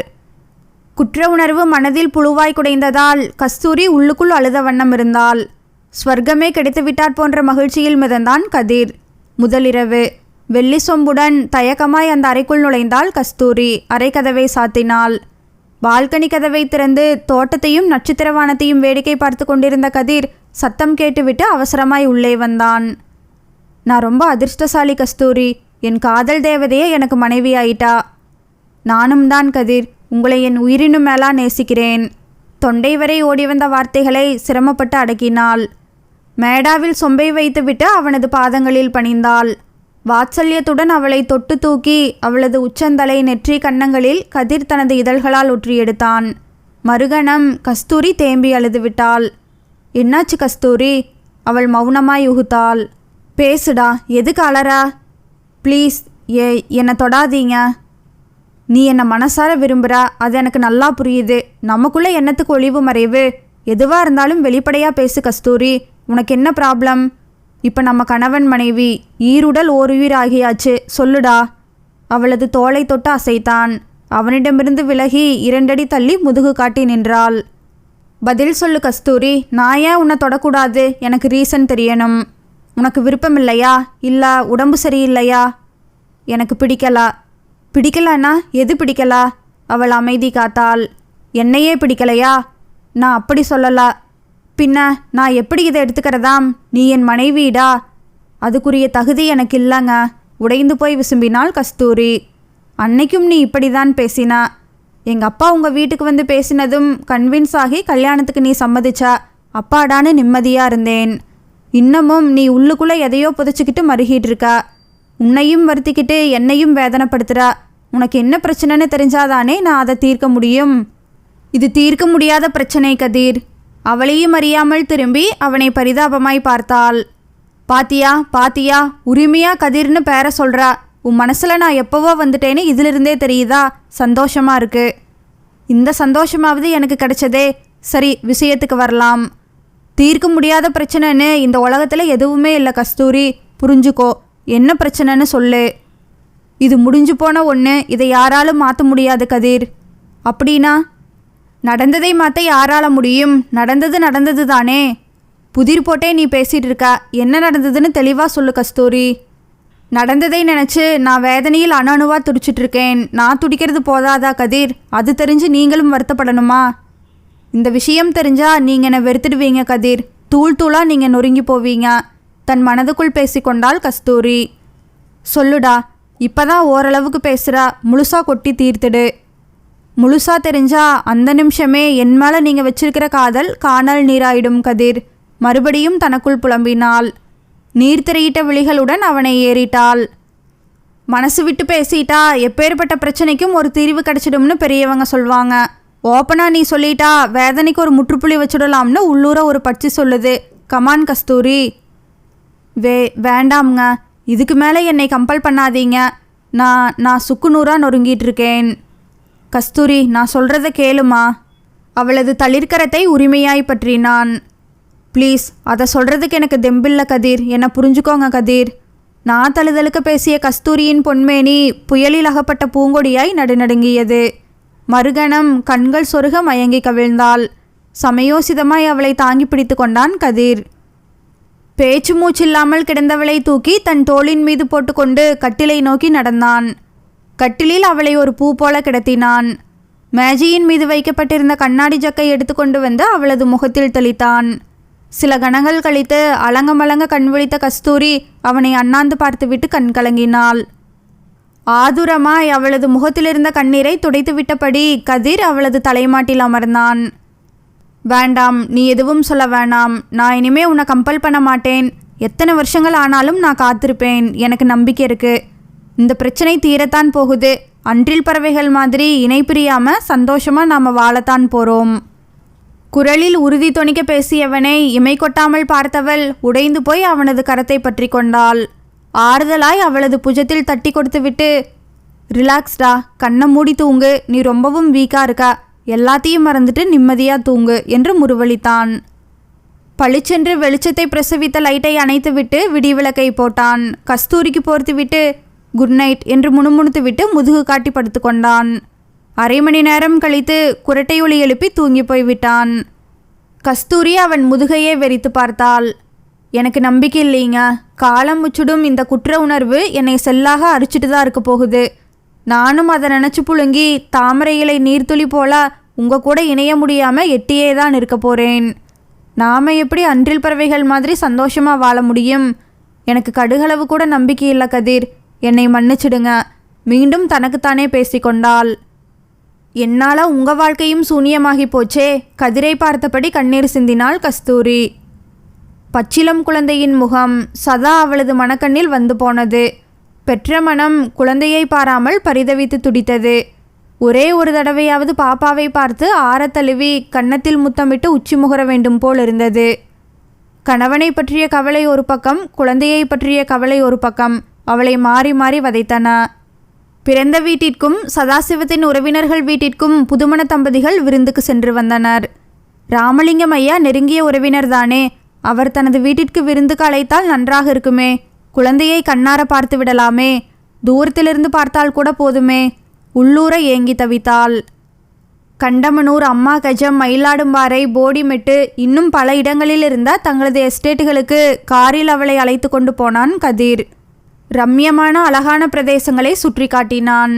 குழந்தையாய் குதூகலித்து போனாள் கஸ்தூரி. ஷாலை போர்த்திக்கோடா, உடம்பு கொத்துக்காம போயிடும் என்று வற்புறுத்தி அவளுக்கு போர்த்திவிட்டு அக்கறையாய் கரிசனமாய் பார்த்து கொண்டான். அவளது தோளில் கை போட்டு அரவணைத்தபடி நேசமாய் அவன் நடந்து கொள்ளும் விதம் கஸ்தூரிக்கு இதமளித்தது. தூண்டி துருவி அவளை எதுவும் கேட்கவும் இல்லை. இரவில் தனிமையில் சர்வ ஜாக்கிரதையாய் நாகரிகமாய் ஒதுங்கியே இருந்தான். நாசூக்காய் பெருந்தன்மையாய் துளிகூட முகம் சுளிக்காமல் அவன் இருந்ததை பார்த்துவிட்டு நாளுக்கு நாள் கஸ்தூரிக்கு வேதனைதான் அதிகரித்தது. மகாராணி போன்ற வாழ்வு கிடைத்தும் உள்ளூர அழுது அரற்றி கொண்டுதான் இருந்தாள். தங்களது நிறுவனங்களுக்கும் அவளை அவ்வப்போது அழைத்து சென்றான். 1.5 மாதம் கடந்திருக்கும். அவள் பங்களாவில் இருக்கும்போதெல்லாம் தவறாமல் பூஜை அறையில் விளக்கேற்றி விடுவாள். கற்பூர ஆரத்தி காட்டி முடிப்பதற்குள் சதாசிவம் வந்து எதிரில் நின்று விடுவார். இன்றும் அப்படித்தான் வந்தார். ஆரத்தியை தொட்டு கண்களில் ஒற்றிக்கொண்டு அவளை கூர்ந்து பார்த்தார். அவரது பார்வையின் தீட்சணியத்தை தாங்க முடியாமல் தனது விழிகளை தலைத்தாள் கஸ்தூரி. நேற்று நைட்டில் கதிர் ரொம்ப லேட்டாக வீட்டுக்கு வந்தான் போல இருக்கே. அவன் வந்தப்போ மணி என்ன இருக்கும்? 2 மணி ஐயா. போகும்போது உங்ககிட்ட சொல்லிட்டு போனானா இல்லையா? ஃப்ரெண்ட்ஸ் கூட ஒரு கெட் டுகெதர் இருக்கிறதால வர்றதுக்கு லேட்டாகும். எனக்காக காத்திருக்காம நீ சாப்பிட்டுட்டு படுத்துக்கோன்னு சொன்னார். சரிதான். ராத்திரி திரும்பி வந்தப்போ அவனோட நிலைமையை நீ கவனிச்சியா? குடிச்சிட்டு போதையில் வந்தான் தெரியுமா? அவளும் இரவில் கொட்ட கொட்ட விழித்தபடி தானே இருந்தாள். அவன் தள்ளாட்டமாய் நடந்து வந்ததையும் கட்டிலில் வந்து படுத்ததும் நாசிக்கு பிடிக்காத ஒரு வாடை அவனிடமிருந்து வந்ததையும் அவள் கவனிக்க தவறவில்லையே. ஏன் எதற்கு என்று கேள்வி கேட்பதற்கு என்ன உரிமை இருக்கிறது? இந்த நிலைமைக்கு நான் தானே காரணம் என்று ஊமையாய் உள்ளுக்குள் அழுது கொண்டிருந்தாளே. அதை ஐயாவிடம் எப்படி சொல்வதாம்? திருதிருவென்று அவள் விழித்தாள். அவன் ஃபாரினில் படித்தப்போ கூட இந்த குடிப்பழக்கத்துக்கு அடிமையாகல கஸ்தூரி. புதுசாக இந்த பழக்கம் வந்திருக்கு. உள்ளுக்குள்ளே அவனுக்கு ஏதோ ஒரு கவலையை மறக்க தான் அவன் குடிச்சிருக்கான்னு நான் புரிஞ்சுக்கிட்டேன். நேற்று அவனை உட்கார வச்சு கிளறி பார்த்தேன். போதையில் எல்லாத்தையும் உளறிட்டான். குடியே கெடுக்கும்னு உனக்கே தெரியுமே. இதோ இப்போ கூட தூங்கிட்டு இருக்கிறவனை எழுப்பி விட்டு குளிச்சுட்டு ஃப்ரெஷ்ஷாக வர சொல்லியிருக்கேன். அவன் வரட்டும், உங்கள் 2 பேரையும் உட்கார வச்சு பேசிடலாம். இப்படியே விட்டால் குடும்பம் அலங்கோலமாயிடும். ஆரம்பத்திலேயே கிள்ளி எறியறது சுலபம். குடிபோதைக்கு அடிமையாயிட்டா அதிலிருந்து மீள்றது ரொம்ப கஷ்டம். வாமா, அப்படி வந்து உட்காரு என்றபடி நடந்து போய் சோஃபாவில் அமர்ந்து கொண்டு நாளிதழை எடுத்து புரட்டினார் சதாசிவம். கஸ்தூரிக்கு டென்ஷனில் குப்பென்று வியர்த்து போனது. அவரது வார்த்தையை தட்ட முடியாமல் அவர் எதிரில் போய் அமர்ந்தாள். சில கணங்கள் பல யுகங்களாய் ஆனதை போன்ற பிரமையை அவளுள் உண்டு பண்ணின. குற்றவாளி கூண்டிற்குள் நின்று கொண்டிருப்பதை போன்றதொரு நூதன உணர்வில் தவித்து போனாள். ஏதோ பெரிய தவறு இழைத்து விட்டவனை போன்ற முகபாவனையுடன் தயங்கியபடி அப்பாவை ஏறிட்டு பார்க்க தெம்பின்றி வந்தமர்ந்தான் கதிர். கதிரின் விழிகளும் கஸ்தூரியின் விழிகளும் தர்ம சங்கடத்துடன் ஒரு கணம் மோதிக்கொண்டன. சமையல்காரர், வேலைக்காரர், தோட்டக்காரர் என்று அனைவரையுமே சதாசிவம் வெளியில் அனுப்பி வைத்து விட்டார் போலும். பங்களாவில் அப்படியொரு நிசப்தம் நிலவியது. கஸ்தூரியின் இதய துடிப்பு திக் திக் என்று முரசொலியாய் அதிர்ந்தது. கதிர் என்கிட்ட எல்லாத்தையும் சொல்லிட்டான், என்ன பிரச்சனை உனக்கு? சதாசிவம் கேள்வி கணையை தொடுத்தார். சூத்திரதாரியே இவர்தானே, தெரியாதது போல் கேள்வி கேட்கிறாரே. பயத்தில் அவளது நா உலர்ந்தது. இனிமேலும் மௌனமாக இருப்பது பிரயோஜனமில்லா, சொல்லிட வேண்டியதுதான், வேறு வழி இல்லா. மனதுக்குள் நினைத்தபடி துணிவை திரட்டி கொண்டு பெரியவரை பார்த்தாள். என்னால் இவரோட மனைவியாக இயல்பாக வாழ முடியலா. காரணம், மனசாட்சி என்னை தடுக்குது. இன்னொருத்தருடைய ஜீவானு என்னோட கருப்பையில் செலுத்தப்பட்டு நான் கர்ப்பமாகி ஒரு குழந்தையை பெத்தெடுத்தேங்கிறது உங்களுக்கே தெரியுமே. உங்கள் வார்த்தையை தட்ட முடியாமல் தானே நான் அதுக்கு சம்மதிச்சேன். நான் தழுதலுக்கு பேசினாள் கஸ்தூரி. என்னப்பா அது? திகைத்து போய் கேட்டான் கதிர். சொல்கிறேன், உனக்கு என்ன நடந்ததுன்னு தெரியாதுல்ல. விலாவாரியாக அனைத்தையும் விளக்கி சொன்னார் சதாசிவம். தலை குனிந்தபடி அமர்ந்திருந்தாள் கஸ்தூரி. ஸ்தம்பித்து போய் அவளை திரும்பி பார்த்தான் கதிர். கதிர், நான் இப்போ உங்கள் 2 பேர்த்துக்குமே தெரியாத விஷயத்த சொல்கிறேன். அதுக்கு முன்னால் இன்னொரு தகவல் சொல்கிறேன், கேட்டுக்கங்க. சுமதியோட இதயம் ரொம்ப வீக்காக இருந்ததில்ல. நேற்று அவளுக்கு மேசிவ் அட்டாக் வந்து ஹாஸ்பிட்டலில் சேர்த்துருக்காங்க. பிழைக்கிறது கஷ்டம்னு சொல்கிறாங்க. ராமலிங்கம் ரொம்ப நொந்து போயிட்டான். மருமக சுமதிக்கு ஏதாச்சும் ஆயிடுச்சுன்னா நான் குழந்தையோட உன் வீட்டுக்கே வந்துடுறேன்னு சொன்னான். வயசாயிடுச்சு, அவனால் குழந்தையே எத்தனை நாளைக்கு பார்த்துக்க முடியும்? சொத்து முழுவதையும் குழந்தை பேருக்கு எழுதி வச்சு கார்டியனாக கதிரை போடணும். அதுக்கு வக்கீல்கிட்ட சொல்லி உயிரெழுத ஏற்பாடு பண்ண சொல்லிட்டான். ஸோ கூடிய விரைவில் குழந்தையோட ராமலிங்கம் இங்கே வந்துடுவான். இதை பற்றி நீ என்ன சொல்கிற கதிர்? இதில் சொல்கிறதுக்கு என்னப்பா இருக்குது? அந்த குழந்தையை பெத்தெடுத்தது கஸ்தூரி. குழந்தைக்கு அப்பா என் நண்பன் ரவியாச்சே. அதை என் குழந்தையாவே நினச்சி வளர்க்கிறேன்ப்பா. அது நிஜமாவே உன் குழந்தைதான் கதிர். குழந்தைக்கு அப்பா ரவி இல்லா, நீதான். என்ன? கதிரும் கஸ்தூரியும் ஏக காலத்தில் திடுக்கிட்டு ஒருவரை ஒருவர் பார்த்து கொண்டனர். மூளைச்சாவி ஏற்பட்ட ரவி மூலமாக வம்சத்துக்கு ஒரு குழந்தையை உருவாக்க நாங்கள் பிளான் பண்ணோம். அவனோட உயிரணுவை எடுப்பதற்கு முதல்ல சம்மதிச்ச டாக்டர் அதுக்கப்புறமா ரவியோட ஹெல்த் கண்டிஷன் மோசமாக இருக்குன்னு கையை விரிச்சிட்டாரு. இந்த விஷயத்தை என்னை தனியாக கூப்பிட்டு டாக்டர் சொன்னார். இது தெரிஞ்சா ராமலிங்கம் ரொம்ப உடஞ்சி போயிடுவானேன்னு நான் பயந்தேன். ரவிக்கு ரத்தம் தேவைப்பட்டதுன்னு நீ ரத்த தானம் கொடுக்காங்க வந்தியே, ஞாபகம் இருக்கா கதிர்?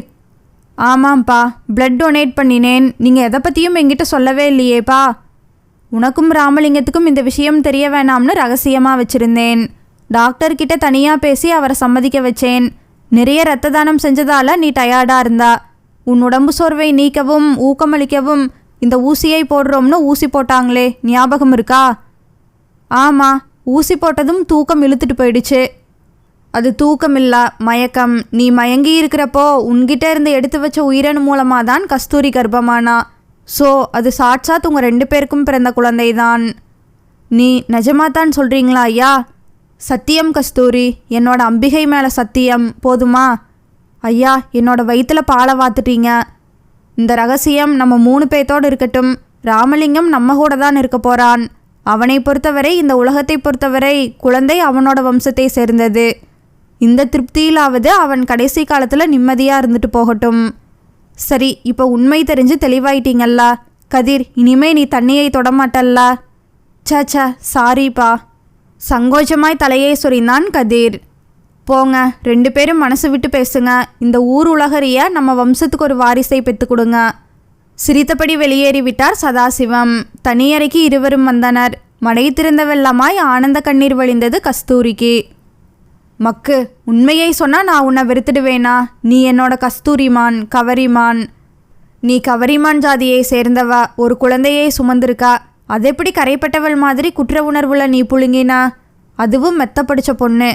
நிஜமாவே அந்த குழந்தை ரவிக்கு பிறந்திருந்தாலும் உன்னையும் குழந்தையையும் என்னால் வெறுக்க முடியாது.